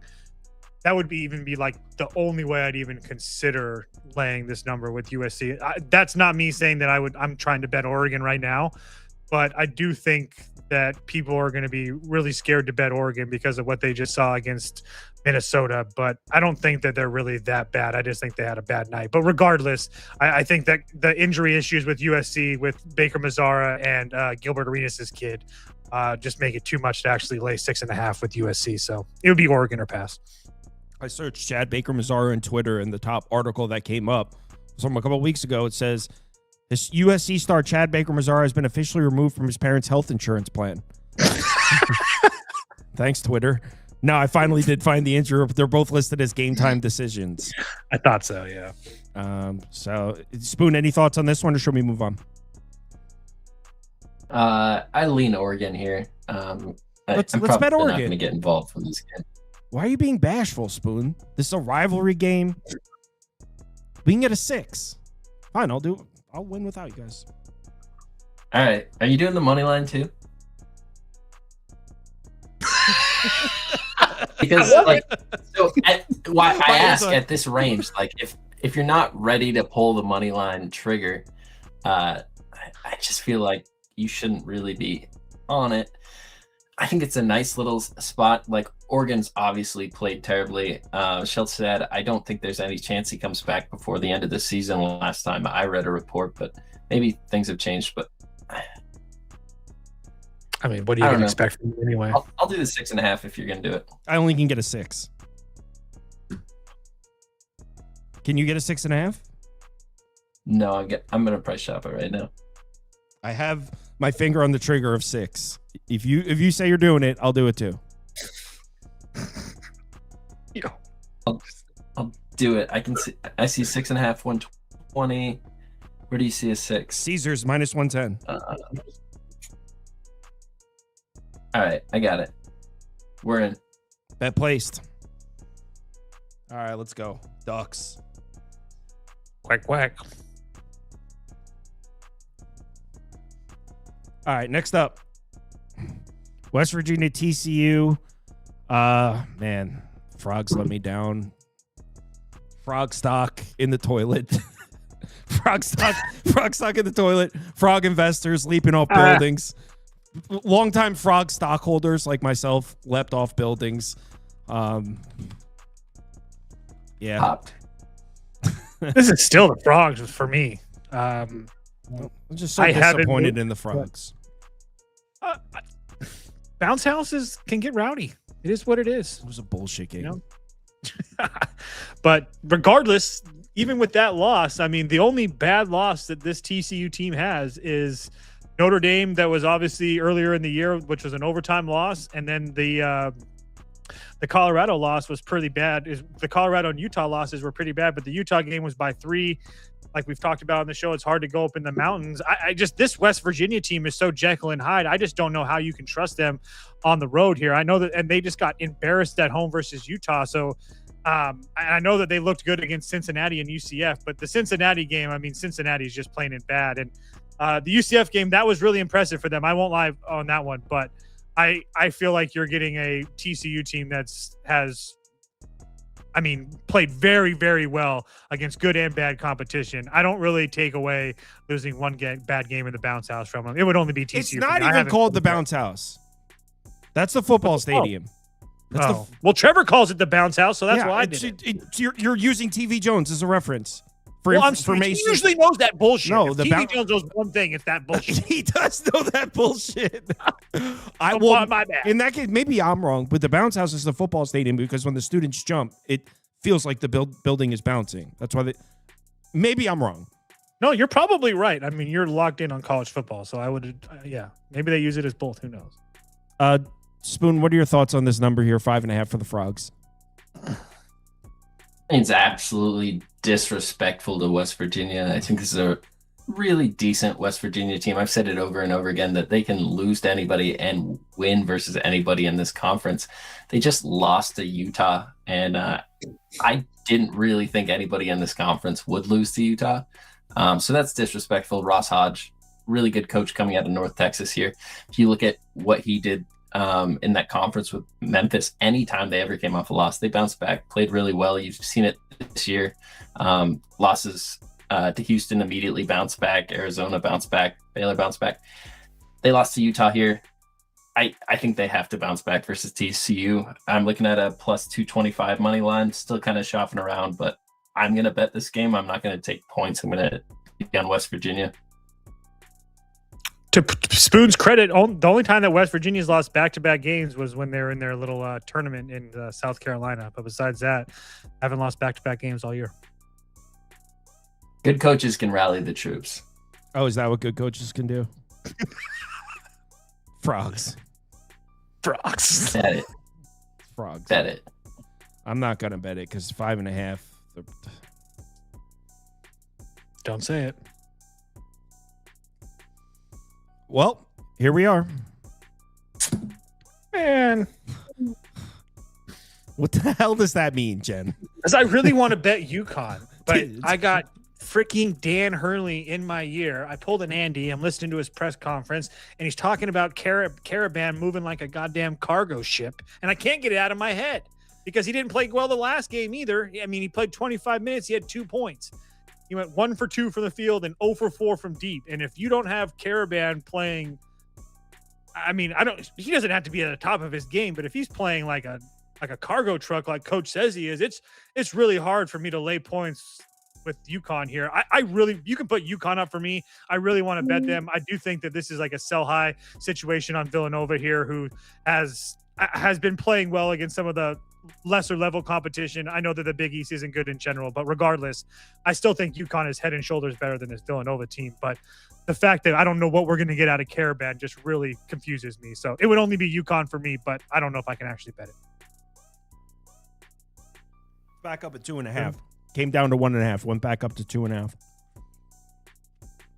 I think UConn wins this game, but if Caravan is quote unquote moving like a cargo truck, whatever the hell that even means. I don't know, but it doesn't sound good. Wait, does that mean like slow or strong? Yeah, slow. It could also mean strong. No, he meant it in a bad way. For sure. How could you tell by the look on his face? Yes, and the tone. What was do imitate his tone? I can't do it right What now. if he was like, he's moving like a cargo truck right now? No. What if you meant like strong? So picture Dylan Cease coming off like a perfect game when Toast faded him. That would be the Hurley reaction to that. Well, I want to hear how he said moving like a cargo truck. No. Roll with that.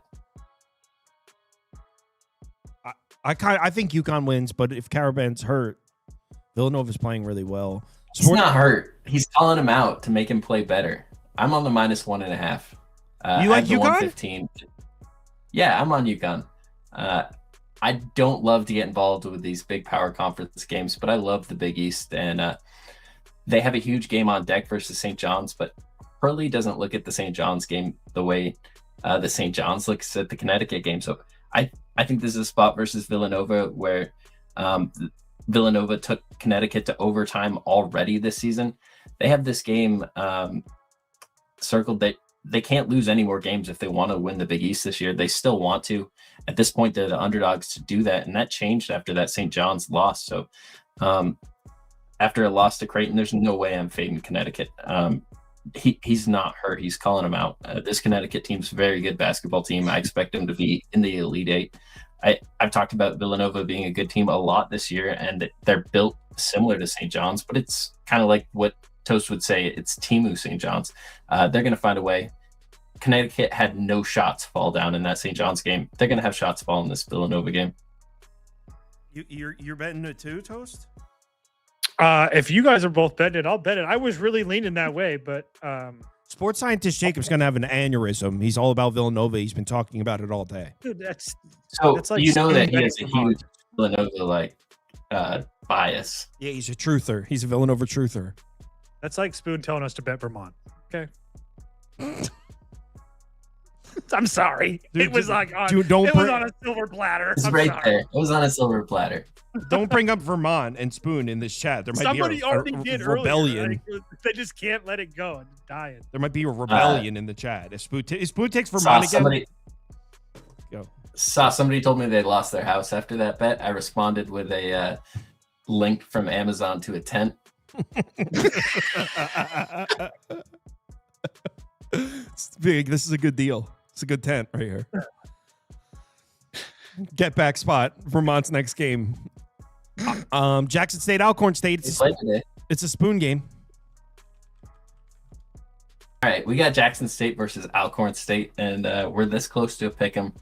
This is a little bit disrespectful to Jackson State, in my opinion. I think they should be laying a full possession at minimum here in this game. Have one of the best players in the conference in Ruffin, and Alcorn State's kind of played above their head here recently. I think some of the recent numbers built into Jackson State's algorithm don't show their best player on the court, so I just feel like this number is just not reflective of the actual team they have out there. I'm on Jackson State -1.5, -108. I think they win this game by more than a couple of possessions, but this number should be at least 3. Jackson State -1.5 against Alcorn State. There you have it. Let's move on. And next up, Alabama LSU. This one got talked about a lot in the group chat when we were looking at the openers. There was a lot of talk about the over and a lot of talk about LSU. If Deon Thomas is still out, I don't care how bad Alabama's defense is. I think you lay it if Deon Thomas is out. That LSU offense is bad without him. Yeah, they can't score to save their life. I'm pretty sure he's not coming back. I haven't seen anything. Holy shit, it's 7 now. Yeah, I got Alabama at 5.5. So damn it. Nice work. Thank you. For liked me, it, it was two things. It was LSU has had a really, obviously with Thomas being out, but especially over the last 3 or 4 games, has had a really, really bad hard time scoring, and especially not shooting the ball from deep at all, which you're definitely going to need against this Alabama team. But more than anything, the teams really haven't shot the three like great against LSU, which I mean, that could be a positive if you want, but LSU gets destroyed inside, and Alabama does a really good job of beating teams inside. There's only been a couple of teams this year that's been able to slow them down inside, Florida and Auburn being one of them, and the Auburn game was on the road. I know this one was on the road, but the jungle is a completely different place than playing LSU on the road. So I think that Alabama can quote unquote name their number here if you wanted to play a team total and not worry about the Alabama defense, because they are suspect at times. There's no question about that. I wouldn't hate that either, but I laid the 5.5 with Alabama. Anything under 7, I'd be okay with.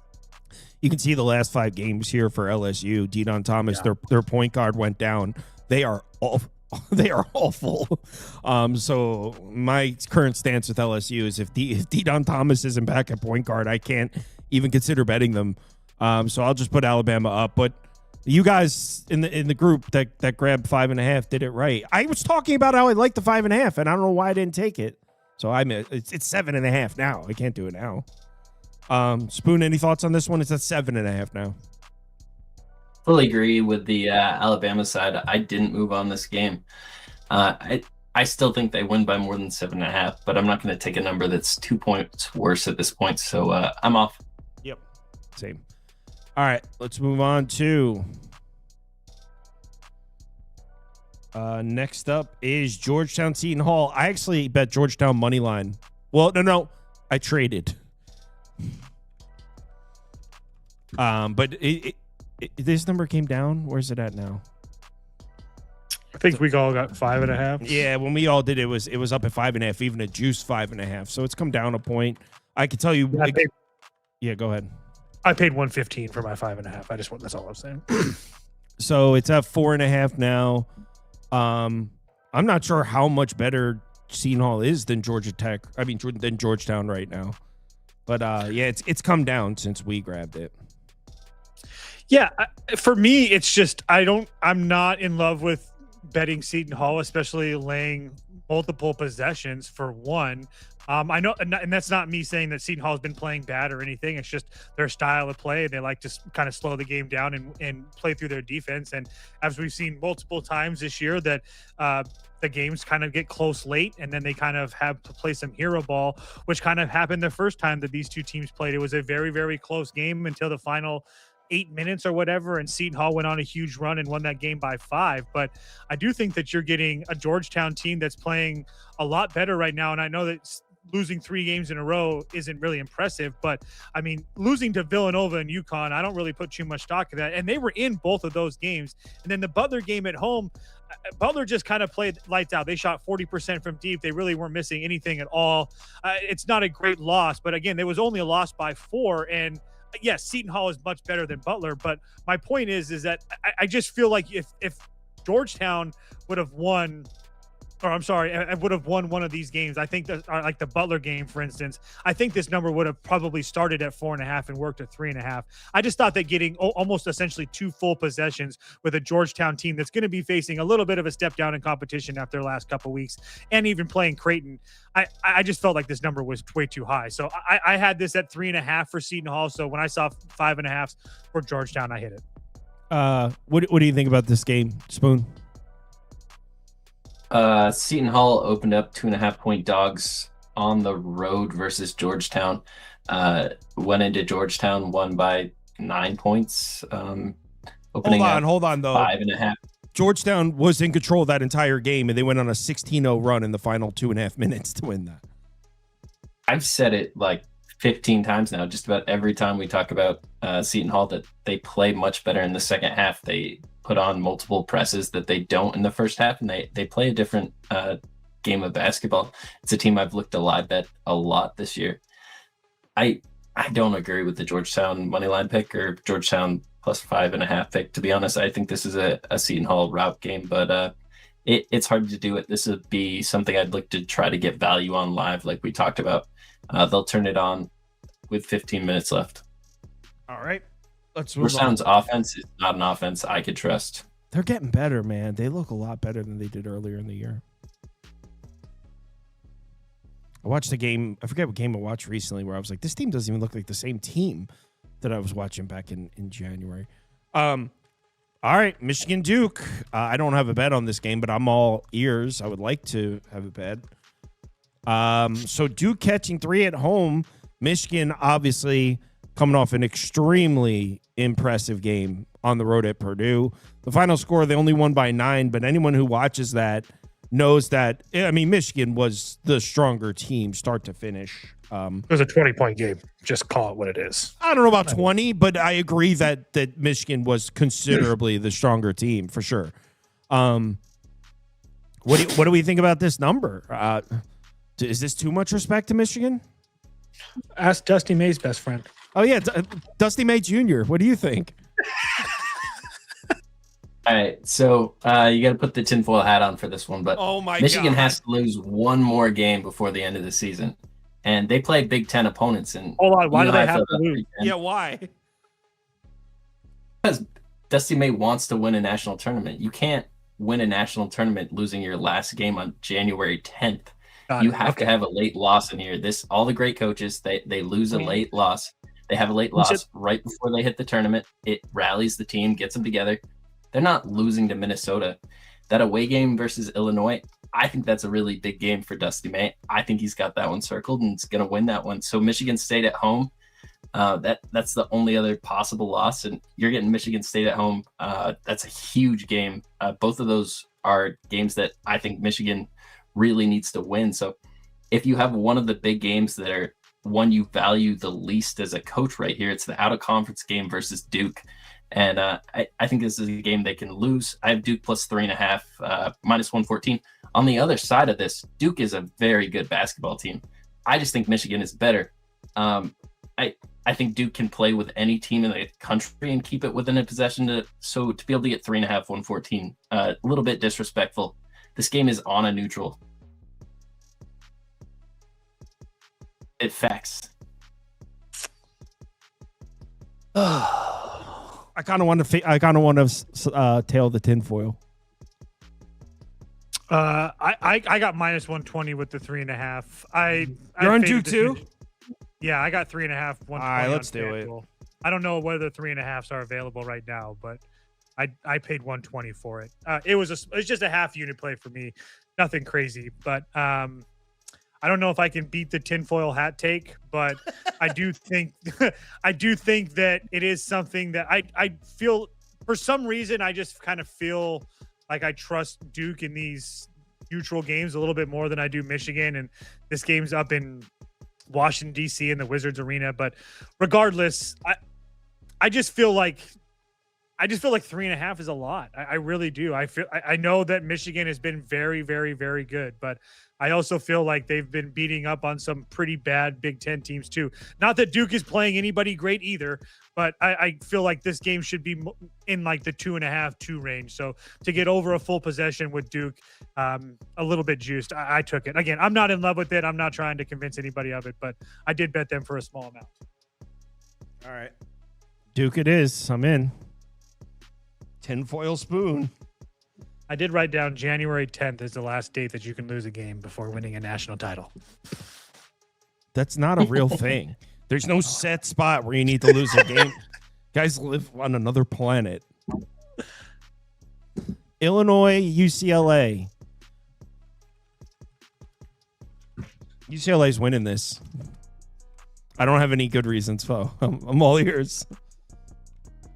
Spoon, do you have thoughts on this game? I think everybody knows that I have a love affair with this UCLA team, and I put little to no stock in them getting killed on the road by Michigan and Michigan State, but I'm curious to hear what your thoughts are. Illinois has a very good offense. So for a while now, they've been going without probably their most impactful player in Kylan Boswell. He's started the last 2 games versus Indiana and USC. This is not a team I'm looking to fade at this point in this season. They had been playing without Stojakovic for a couple games, but he came off the bench for 17 minutes versus USC. I think they're getting healthy in the right time of this season. I'm not looking to fade this Illinois team, but also more than 2 possessions at home for UCLA, especially with that time difference. Like, if you're talking about home court advantage, that UCLA building is going to be pretty packed. You have Illinois waking up in a different time zone than they're used to. I think this is a pretty decent just value line spot for UCLA. I'd like Illinois a lot here, but it should be closer to like 4.5, 5. So I'm putting UCLA up then. Yeah, you can do it at this number. Let's go. Good pick. And wait, after that last press conference, that was one of the best press conferences I think I've ever seen. Just like, you eject your own player, you give the just so much cred to everybody. Did you see what he said today? That was the worst question I've ever gotten. Did you see what he said I didn't today? see today's press conference. He came out and apologized, and he said that the guy that he ejected, he thought made a bad play, like a egregious play to try to hurt somebody. And then when he watched it back, he realized that he's the one that made a mistake and shouldn't have kicked the kid out. But he didn't never mind. apologize. We don't apologize. That's BS. Illinois, change the colors. There we go.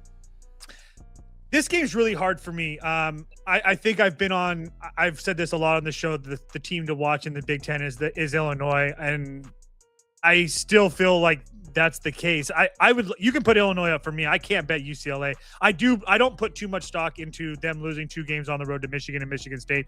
Almost every team in the country is going to lose those 2 games, but I just feel like maybe not with this number particularly, but I still think that Illinois is one of the most underrated teams in the country. I know they're like a top 5 team or whatever, but they don't get talked about as teams that can win a national title. And for me, it just doesn't really make sense. Spoon talked about Boswell coming back, Stojakovic coming back. They're getting healthy, but they also have a freshman guard that's been playing out of his mind in Wagler. They have everything that you could possibly want. The only thing that they don't do is they play super slow. So teams that could possibly speed them up a little bit could give them problems. That's not going to be UCLA. So maybe you can make an argument that this game is slow and that getting 2.5 possessions is a lot of value, but I still don't know if that anybody can slow this Illinois team down. And Underwood came out and he's like, why worry about the travel? I don't care about going to the West Coast. We have chartered planes, and we live in 5-star hotels. We're all good. So we'll see what happens. Oh, Underwood. Illinois is sneaky slow. They're like literally the most. Yeah, they're efficient super offense slow. Yeah. Yeah, so Underwood says he doesn't care about the travel, and that's Toast's point here for Illinois. That's not my point. We always talk about the travel. I'm not betting the game. I was just saying that he seems to think it's not a big deal. The other coach seems to think it's a big deal. What do you think he's going to say, Toast? What do you think he's going to be? Yeah, I'm terrified of the travel. Well, one coach does say that. Every other week he talks about how bad and how screwed his team gets, and then the other coach talks about how easy it is and they have chartered flights. So I feel like he's got a fair point. UCLA shouldn't be in the Big Ten. I think that's what he's trying to point out. I think a lot of people agree with him. Sac State playing in the MAC next year, that makes absolutely no sense. That is wild. They asked the coach how the travel was, and he says it's fine. Hotels are going to come into play for that one. I'm just saying they're obviously not worried about it. Providence DePaul, any interest in this one? I think I added it on you guys. I don't have much interest. I would love to bet DePaul here, but I'm definitely not laying 1.5. I guess over or pass.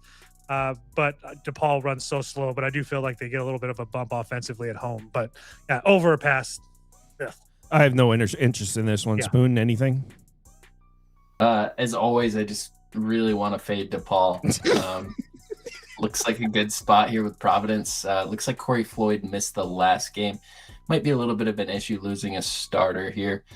Seton Hall's not playing terrible basketball, but coming off 2 conference wins in a row, I would like to fade that.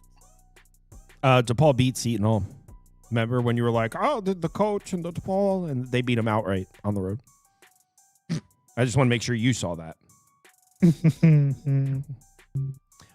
Kentucky Auburn. I know a lot of people grabbed the over, right, Toast? Were you one of those people? Yeah, 156. Well, looks like you guys did a good job here. It's out, so you can still get you can still get a juiced 156 if you look. It's mostly 157.5. Circa and Pinnacle have 158.5, but it looks like you can still find a 157.5 out there if you look. So, you're on the over. Yeah.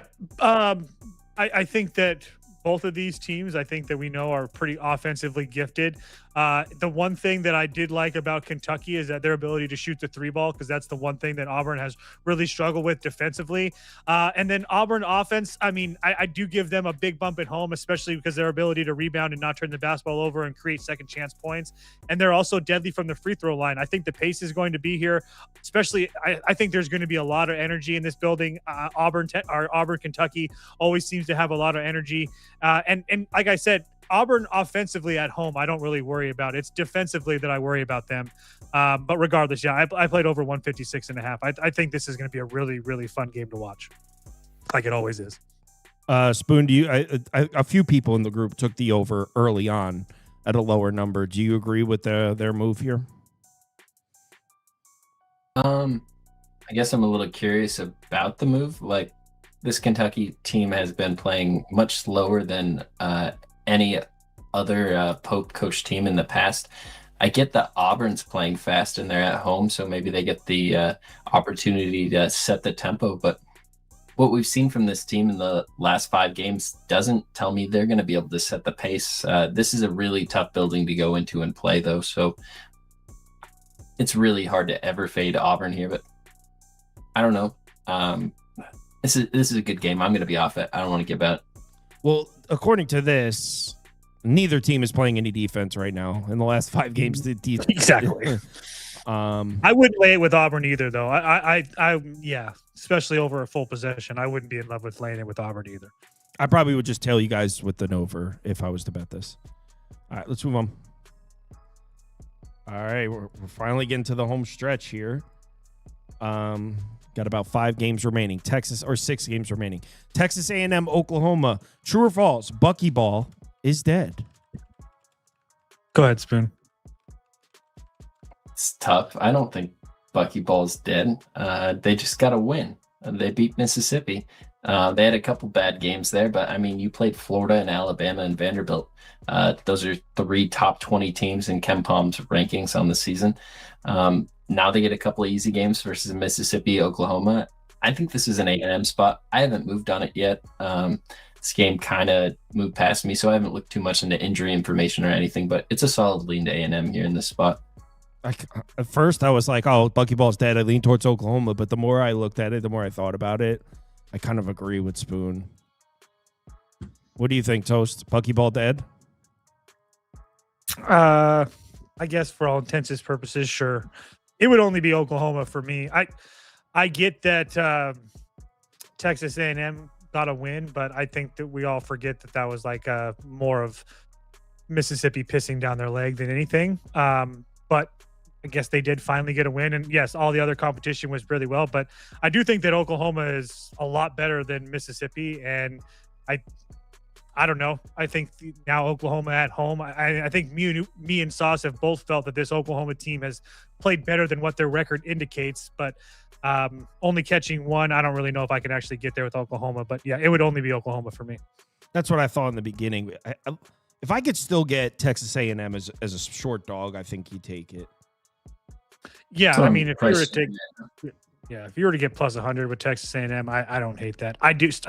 Yeah. Doesn't sound like any of us are really that interested.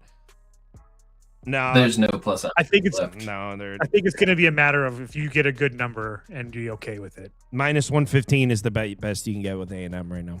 Nah, I'll put A&M up, but it doesn't sound like any of us are firing on that. All right. Next up, Toast, you bet Utah, and I kind of like this one. Is it moved? Oh, yeah, it looks like the 2.5s are mostly gone. So as of right now, it's looking like you got a good one. I think a couple people in the group took this with you. Utah plus 2.5, right?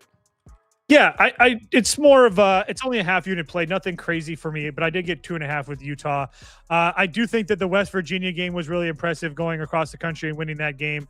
The Cincinnati game, I felt they really didn't get off to a great start, but I still think that they had opportunities to win that game. And then going back to previous, you're not going to win most home games versus Houston, but so I don't really downgrade them that for anything. They got beat by Kansas in the fog, but And then, I mean, I'm not trying to make a case that Oklahoma State and Arizona are great teams or anything like that, but I don't really feel like Utah's been playing that terrible at home. Again, they're not playing anything great, but what has this UCF team on the road done anything to be garnering or laying 2.5 points, especially after, I will say, as like Sauce likes to say, we just saw pretty much their best fastball against TCU.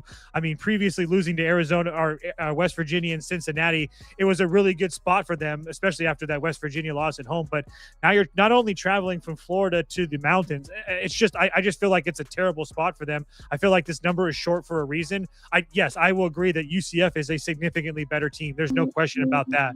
But I think this is a very, very hard trip to make. And if there's one game on the rest of this schedule that I think that Utah can win, it's probably going to be this one. So, yeah, I played Utah plus 2.5.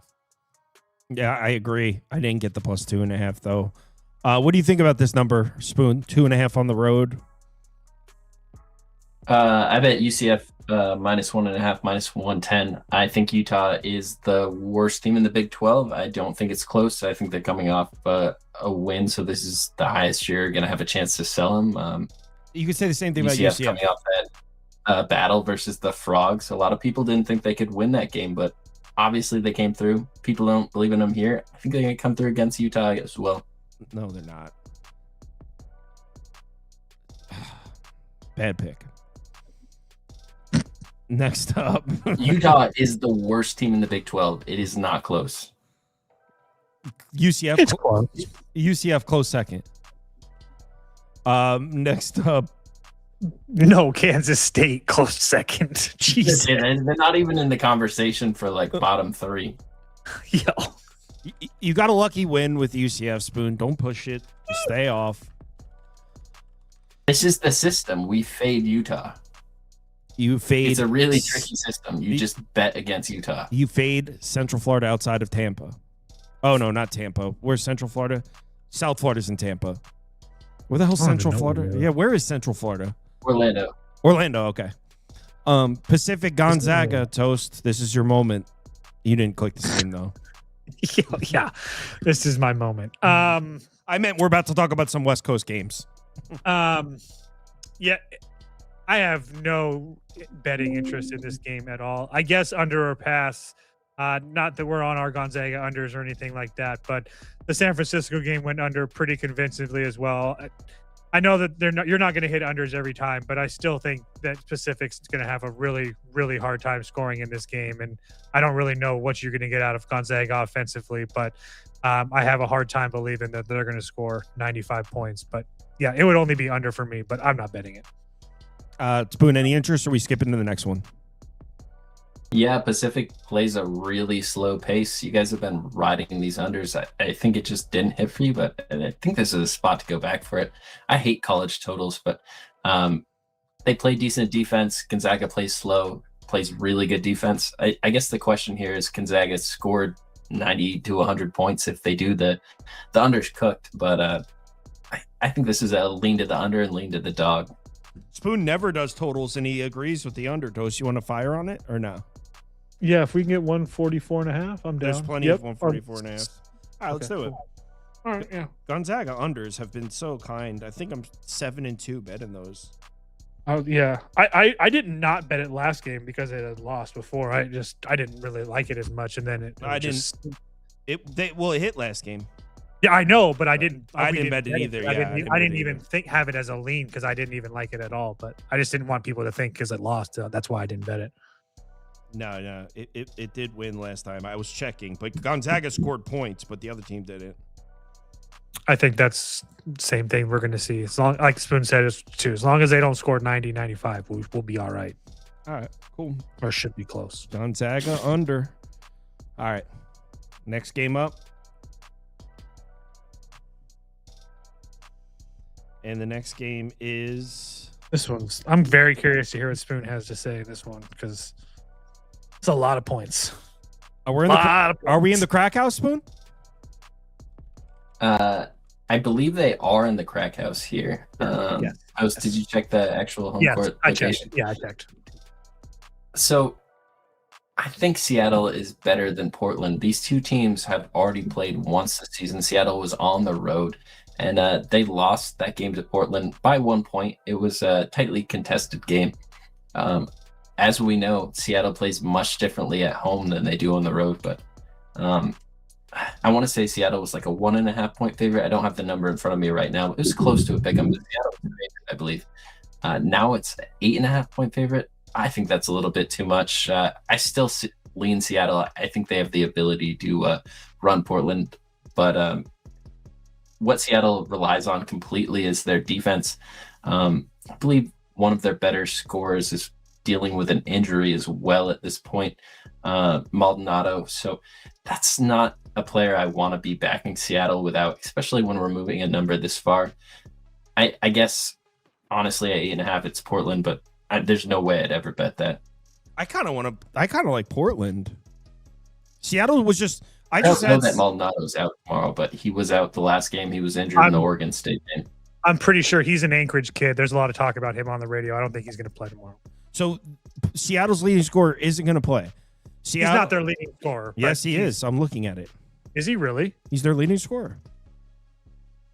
Damn, I thought it was going to be the other. He's their leading scorer. Seattle coming off a game where they played St. Mary's down to the wire, which we're thankful for because I think every single person that watches the show, we all had Seattle plus 10. Like everybody I know had Seattle plus 10.5 in that game.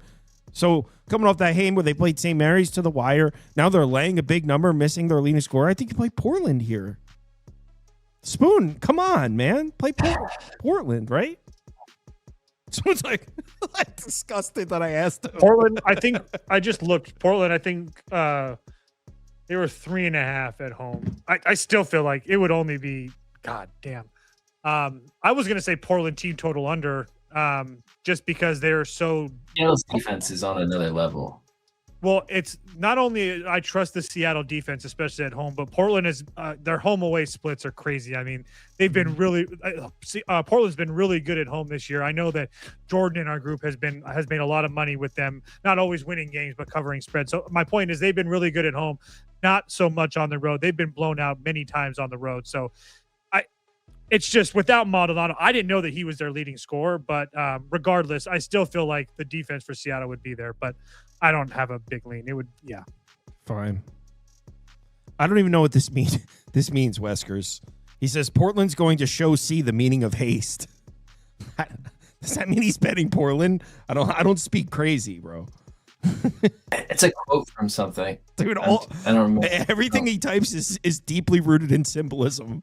And you have to sit there and stare at it. Like, what does he mean by that? Okay, so hold on. We have I think 2 games left. I just have to load the graphics because we're officially into game 42, and I've never gone that far into a stream before. So St. Mary's, Washington State. So I literally don't even have templates to take it that far. We're in game 40. We're in game 41. We still have NBA. And they still have NBA after this. So St. Mary's, Washington State. We're in Pullman. Toast, you didn't select this game. It's St. Mary's in Pullman. How do you not want to talk about this game?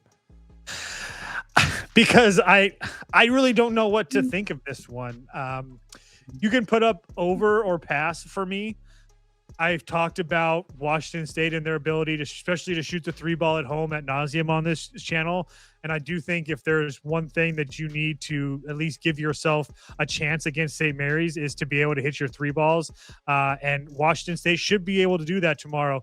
My issue is that I don't think that the Washington State defense is going to be able to slow down this St. Mary's offense. And St. Mary's is a very good rebounding team as well. And I think that it could get ugly really fast if St. Mary's is on. So I didn't bet this game, but it would be over or pass with a lean towards St. Mary's. I just feel like you're going to get a lot of empty points with Washington State with 3 balls at the end of the game. That's kind of where my head is at. I had this at 151. Washington State did come through for us. We bet them against Pacific. Completely different competition, and they needed a late run for that one to be comfortable too. And I feel like Washington State, no disrespect to Pullman and your parents who go to every game, but I feel like Washington State's defense in Pullman is just such a step down in competition for St. Mary. Oh yeah, they were struggling against the Seattle defense in the crack house. Now it's I kind of want to bet St. Mary's. What do you think, Spoon, about this number? Yeah, I lean St. Mary's here too. I think it's a little bit short. I guess I would assume this is a little closer to 10, especially, I mean, maybe it's not after the last St. Mary's game where they played with their food, but I would think that means they're all that much more focused on this next game. St. Mary's has to play well. This is a team that's not necessarily guaranteed to get into the tournament or anything, so they have to play really good basketball. I like St. Mary's. Actually, you know what? If you guys are all down, I'm down because St. Mary's has Washington State, obviously, and then Santa Clara and Gonzaga on deck. If they were to win both of those games, that could put them and if Gonzaga were to lose a game, I mean, they could be possibly winning the West Coast Conference. Again, there's a lot of ifs, ands, or buts, but regardless, they should be fully locked in here.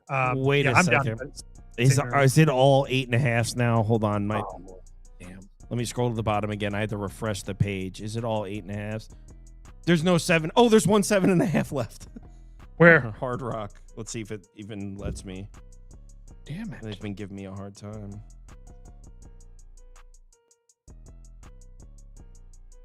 The race against time.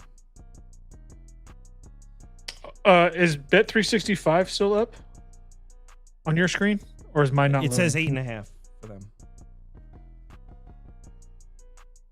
Oh, it's still 110 on Hard Rock. You're right. Come on. Why is it loading? Boom. I'm in. 7.5. Got it.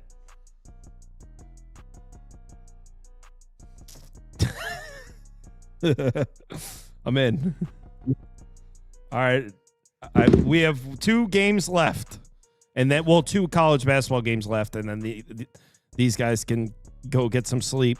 Santa Clara, San Francisco. I added this one. We don't have to spend much time on it. Toast, any thoughts here? Yeah, Santa Clara minus the 8.5 or whatever it is. I'm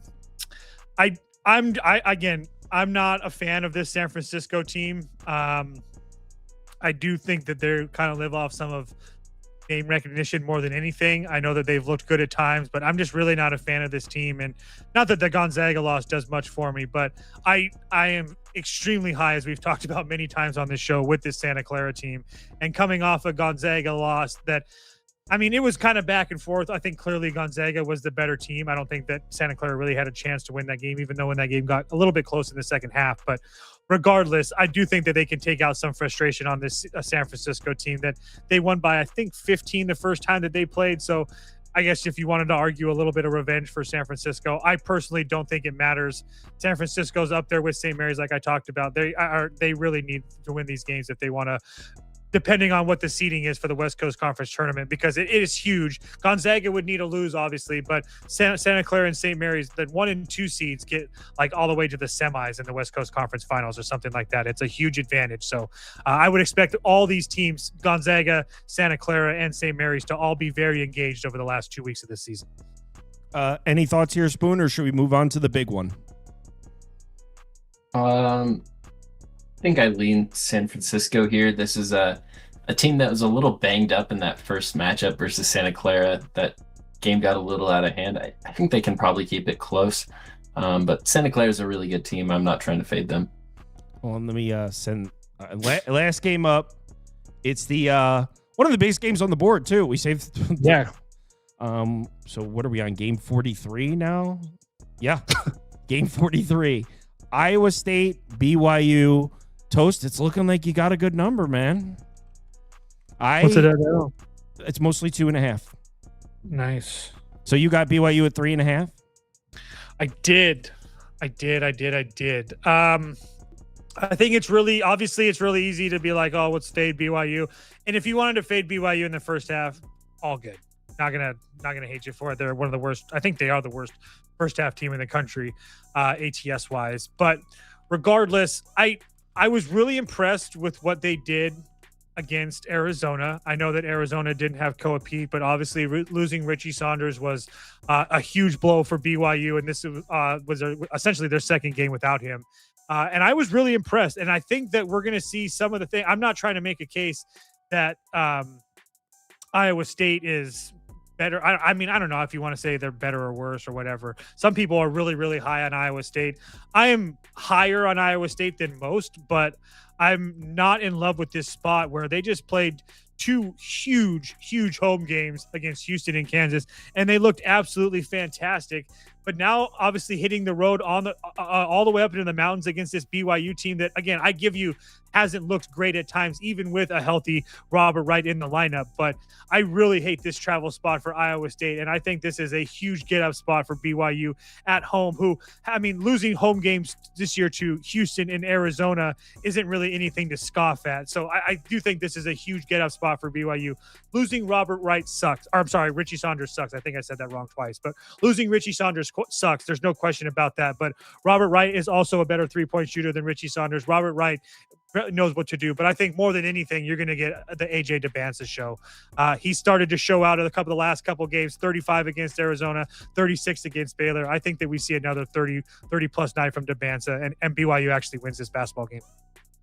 Yeah, I mean, there is the injured player, as you mentioned, for BYU. Mark does seem a little bit of an overreaction. You'd have to think 2 weeks ago, this is probably a pick. Now, there's reason for the market move. Iowa State has looked really strong. But yeah, I guess I could see how BYU over possession is a solid bet. What I don't understand, I bet this game. I don't understand why the total isn't coming down. Where the hell are 160 points coming from in this game? We're counting on Iowa State to shoot the lights out on the road in the elevation. Iowa State's defense looks smothering the last couple games. BYU missing one of their best offensive players. Where are the points coming from? I look, maybe I'm wrong. I thought this total would come down. It hasn't. So I'm on the honestly, under. I didn't even look at the total. That's actually a good point. Why is it so high? Iowa State's got one of the best defenses in the country. We're relying on their 3-point shots falling in the mountains in the elevation. I mean, the BYU defense is pretty bad.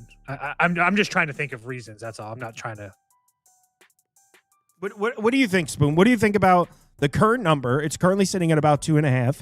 And what do you think of the total? Well, you don't really like totals, but what are your thoughts on this one, Spoon? This is definitely Iowa State for me. The -2.5 is enticing. This BYU team really needs a big win here, though, and Iowa State has struggled on the road. If we look at their season in total, all 3 of their losses have come on the road. Kansas, Cincinnati, and TCU. I can forgive the Kansas loss, but Cincinnati and TCU, you can argue BYU's home environment is better than either of those. I think both of those have great home environments as well. So this is a tough place to play. I think Iowa State, it wouldn't surprise me to see them drop this game, but I think they're the better team on a neutral. At 2.5, I would still lean Iowa State, but I'm not going to be involved with this game unless BYU takes more money and this number comes down closer to a pick. All right, you guys gave me 2 hours. Go get some sleep. Enjoy your night. I'm going to bring on Mr. Reichel to talk some NBA. Thanks, guys. For you. Have a good night, guys. Appreciate it. Good luck, guys. All right, we got Scott is here. Hold on, we got to switch this over to 2 people. Get Scott's name up. Normally, I have this all set up, but I've never gone this many games before, so we're in new territory right now.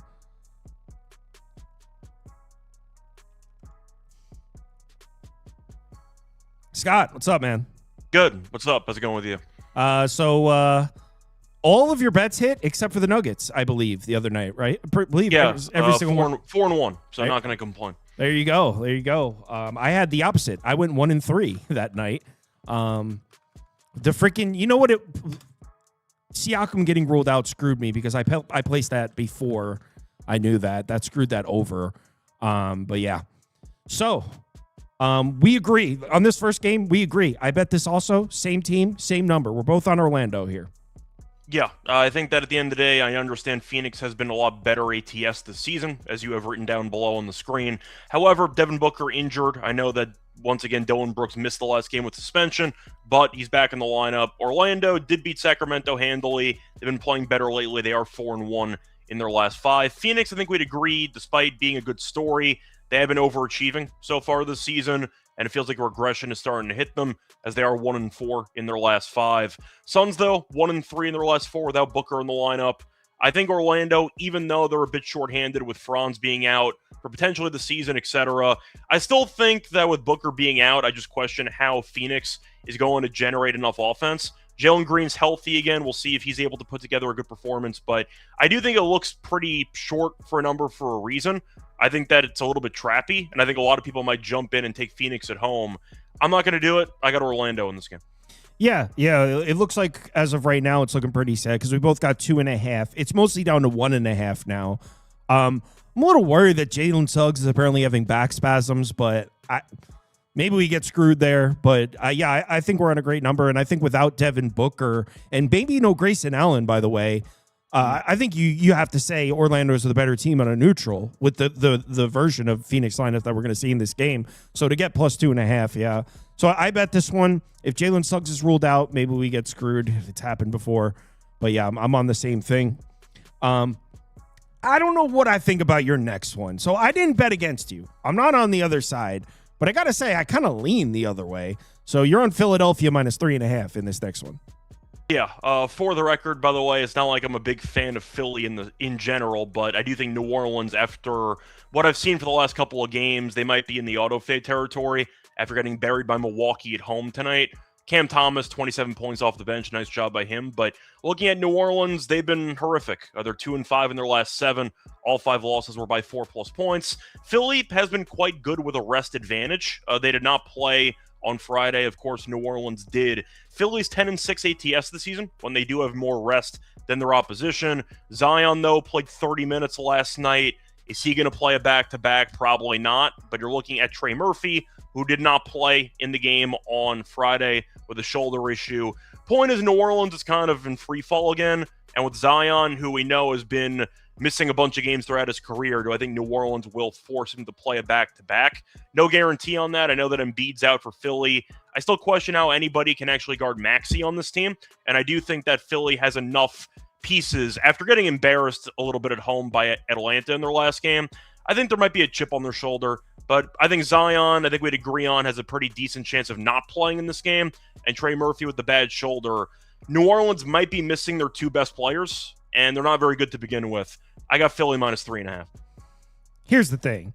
So that's why I didn't bet it, and that I want to be clear. I didn't bet this game, but Philadelphia without Embiid is starting to look like trash. I think they're 1-7 without their last 8 games without Embiid, and with Paul George suspended, yeah.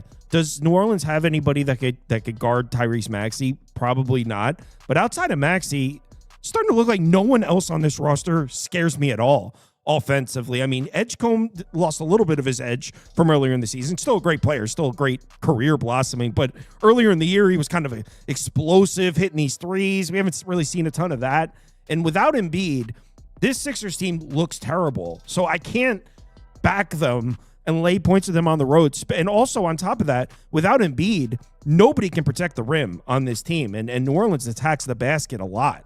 So not only have they just been terrible without Embiid, but they also, I don't really trust them to protect the basket. It actually might even be a nice matchup for the Pelicans. Again, I can't bet it. They're on a back-to-back. They're awful. Are they even trying to win anymore? I get it. But they don't really have a choice, though, because a reminder, they traded away this first-round pick in the Queen trade to Atlanta, so they don't even have their first-round pick this season. But I do think at the end of the day, if you want to wait this out and see if Zion's going to play, I can understand the desire to wait. I know Embiid being out is a big deal for Philly. I do think, though, on the boards, Philly should have an advantage with Drummond on the interior. But I do think you mentioned their numbers attacking the actual, once again, paint.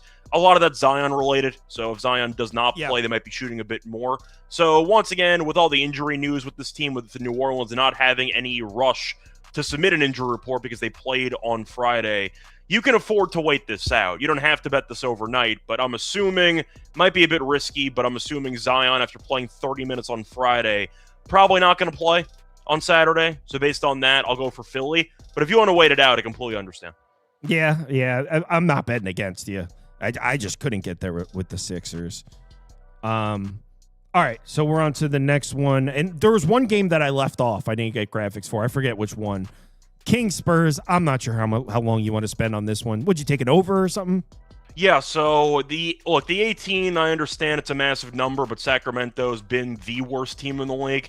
I got the Spurs team total over at 122.5. Bit juicy at minus 125, but I still like it. They have scored 126 plus in 4 of their last 5. The Kings, look, they're bad at everything. They can't guard anybody either. They've allowed at least 120 in 5 of their last 6. I think the Spurs, the issue might be complacency. If they go up a ton, are they going to pull everyone late? And at that point, the spread maybe will be a little bit in doubt, but I do think they should get to at least 123 in this game. The Kings, look, I think the less we say about this team, the better. They're 3-25 on the road. On top of that, they have lost 15 games in a row. Santonio's also healthy. Castle's fine. Fox is fine. Wemby's fine. I think that they should be into a pretty good matchup in general. And I do think with the Kings, who I think we'd agree are a laughingstock from top to bottom as an organization, I'll take the team total over. I think there's a chance maybe like the Lakers game we saw a couple weeks ago, the Spurs maybe score 80 in the first half. They take a nap in the second half, and they still go over this number. But give me the Spurs team total over 122.5. Yeah, I maybe like a Spurs first half or something. I think everyone in the world would agree that the Spurs can win this game by 40 if they want to. Yeah. So it's a matter of what do they do? Now, they don't have anything on deck. They do play the Pistons in Detroit, which is a huge game, but it's 2 days away. It's also an Eastern Conference game. It's not like it's the Thunder or the Lakers or anything. So, yeah, I'm good on that one. All right, let's head on over to, and I agree with you here. I actually almost took, so we moved on to Pistons Bulls, and I agree. You said Detroit in this one. I almost moved on an over. There was a 229.5 that I almost took, but I agree that Detroit is the side. So you're on the Pistons. Yeah, last episode I did end up taking Toronto against the Bulls, and Toronto did end up covering. I'm going to blindly fade Chicago until they actually cover a spread because they've been terrible, and they've been intentionally bad. Now, I know that there's been a lot of, I'd say, anti-tanking conversations involving the NBA. I don't know about you, but I love tanking. I get to fade all these bad teams for the final 2-3 months, and it just usually profitable, so I'm not going to complain about it. But we know Detroit has been great this season. Nice win against the Knicks. You're looking at Duren, who's back from suspension. So the Bulls having no centers in general, Duren could walk into a 2020. It wouldn't shock me if he had a monster game on the glass here. And you're looking at Chicago, who, as of right now, once again, have been really bad. They have lost 10 of their last 11. They have no size on the entire roster. The Pistons won the last 2 meetings by 11 plus points, but you're going to give me Duren back in the lineup. You're going to give me Cade, who's been great recently, who I think's down to like 5-1 to win MVP. But either way, I think that Detroit takes care of business against the bottom feeder. Chicago can't rebound the ball. Have fun dealing with Duren off of suspension. I think he goes crazy. Give me the Pistons minus 10.5. Yeah, can't disagree with that. I know the Bulls haven't run quite as fast paced as they did earlier in the season, but I think the Bulls' only chance of making this competitive would be to run. I'll put over up. I think that Detroit could score. I don't even think the Pistons' offense is that great, but I think they could score in every possession.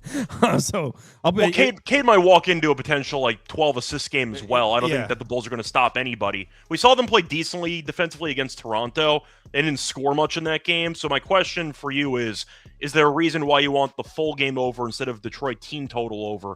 Because Detroit defensively can really get after it. And I'm not sure how many guys on Chicago you feel good about with the ball in their hands. Well, the thing is, and Giddey's playing in this game, what we were seeing a lot from the Bulls in right before the break is this new shoot a ton of threes type offense and fast paced shooting a bunch of threes. I don't know. I agree with Detroit. Maybe Chicago can't score. Maybe they can't. But there has been times where the Bulls offense looked pretty fluent this year. And with I wouldn't be that surprised if Chicago's offense is annoying you on that bet. All right, last game on the board. I kind of think 3.5 is a good number here. You're on the under? Yeah, I had 216.5. I see on your graphic it's 215.5, so the line has been going down a little bit. But you can still get you can still get 216, by the way. You can. Okay, cool. So I'll go with the under for that one. Houston, I took the under in their last game against Charlotte, and that game ended up going under. Over the past 10 games, the Knicks ranked 3rd in defensive rating, and the Rockets do rank 8th. Over the past 10 games as well, the Rockets have been playing very slow, 2nd slowest pace in the league. The Knicks ranked 21st, so like the last game against Charlotte, I don't see much pace in this matchup. I see a lot of half-court offense, potentially ugly half-court offense, and I do think that this total is a little bit too high. +5 of Houston's last 6 games have had less than 209. They've been an under machine lately, and I understand the Knicks, after kind of getting embarrassed there by Detroit, I would hope to see a much better defensive effort in this game. But based on the lack of pace, based on what we've seen being pretty ugly half-court offense from Houston over the last couple of weeks, and just good defense in general from both teams, I'll go with the under. I think this number is a little bit too high. Yeah, so you guys know I'm a Knicks fan, and not trying to sound... I think my stance on this game is pretty objective. I didn't bet the Knicks, by the way. I'm putting the Knicks up because -3.5. There was a 2.5 available early, which I suppose would have been the move if I wanted to do this. But I think the game the other night against Detroit's a little bit of a unique... I mean, guys, there was a time in the fourth quarter where the Knicks were 4 of 28 from 3, and they were down 8. Like, come on. Like, it's a little bit of a unique game. 4 of 28 from 3, and it's an 8-point game. Basically, what I'm saying is they lost that game by 15 to Detroit. That wasn't a beatdown. They just couldn't get a shot to fall, which a little bit of a... Look, it's part of basketball. It happens, but if the shots are falling, I think that game looks a lot different. And the Knicks, like you said, were playing great defense before the break. I do think I would have them a half point, maybe a point above Houston on a neutral, which would make 3.5 about an efficient number. But the reason that I lean towards New York here is, like you talked about, Houston, slow pace, one of the slowest paced teams in the NBA. It's going to be such a slow basketball game. And in that type of game, I feel like it puts the Knicks in such a favorable situation. If you want to play that type of basketball, half-court basketball against the Knicks, you want to let the Knicks set up their half-court defense, you want to let Jalen Brunson set up the half-court offense, there's not a whole lot of teams I would take over New York in that type of game. Now, when you get out and run, the Knicks transition defense can be shaky at times, and there are teams that can beat them in other aspects of the game, but the way Houston wants to play, slow-paced, half-court, there's not many teams I'm taking over the Knicks in that type of game. So I think the type of basketball game we'll see, I agree with your under. I also think it favors the New York side a little bit. So I'd probably make the fair 4.5 here. Well, I think it makes sense, as you're saying, about the late game offense, especially in the half court, especially based on watching Houston play in the half court for the final couple of minutes of regulation. It has not been a pretty offense to watch down the stretch of games. So if you want to make the argument that maybe Houston early's worth a look, and if you want to go for the Knicks to have a good fourth quarter, Knicks fourth quarter could be an option. If you want to go for Brunson to carry this team down the stretch, potential, clutch player of the year, who knows. But either way, I do think that the under either way is the way to go. There could be one quarter here with potentially like 45 points, and that is just going to destroy an over if you even have a decent quarter. So we saw that happen in the last game with the Rockets and Charlotte. The game was decently high scoring early, and then both offenses died at the same time, and the game just went under. I can see that happening too. So I understand your angle. Having said that, I just don't want to trust the Knicks based on what I've seen recently. So instead of that, I'll go for the under. If one of these offenses struggles, they might drag it down themselves. Chance both offenses aren't very good, and this turns into an absolute rock fight that lands in the 200s. So a couple of scripts for me. I'll go for the under. Yeah, can't disagree. All right, Scott, where can they find your stuff? Yep, so you can find me on Twitter at Reicher Radio. Find me on SGPN. Bunch of podcasts there. NBA Gambling Podcast, Tennis Gambling Podcast, Prop Show, MLB Gambling Podcast. Bunch of stuff. All for free, though. So find me on Twitter, Reicher Radio. Yep, and for those of you that are looking to compete at this, Scott, thanks, man. You don't have to stay for this part. Yeah, all good. Thanks, man. So for those of you that want to compete in the March Madness competition, it's free to enter, $2,000 to the winner. All you have to do is have the Juice Reel app, which, again, it's free to download. Doesn't cost $1. This is not like some hidden, when you go to sign up, eventually it's going to ask you for money. It's free. You don't have to be subscribed to me or anything. All you need to do is have the app. $2,000 to the winner, 4 bets a day.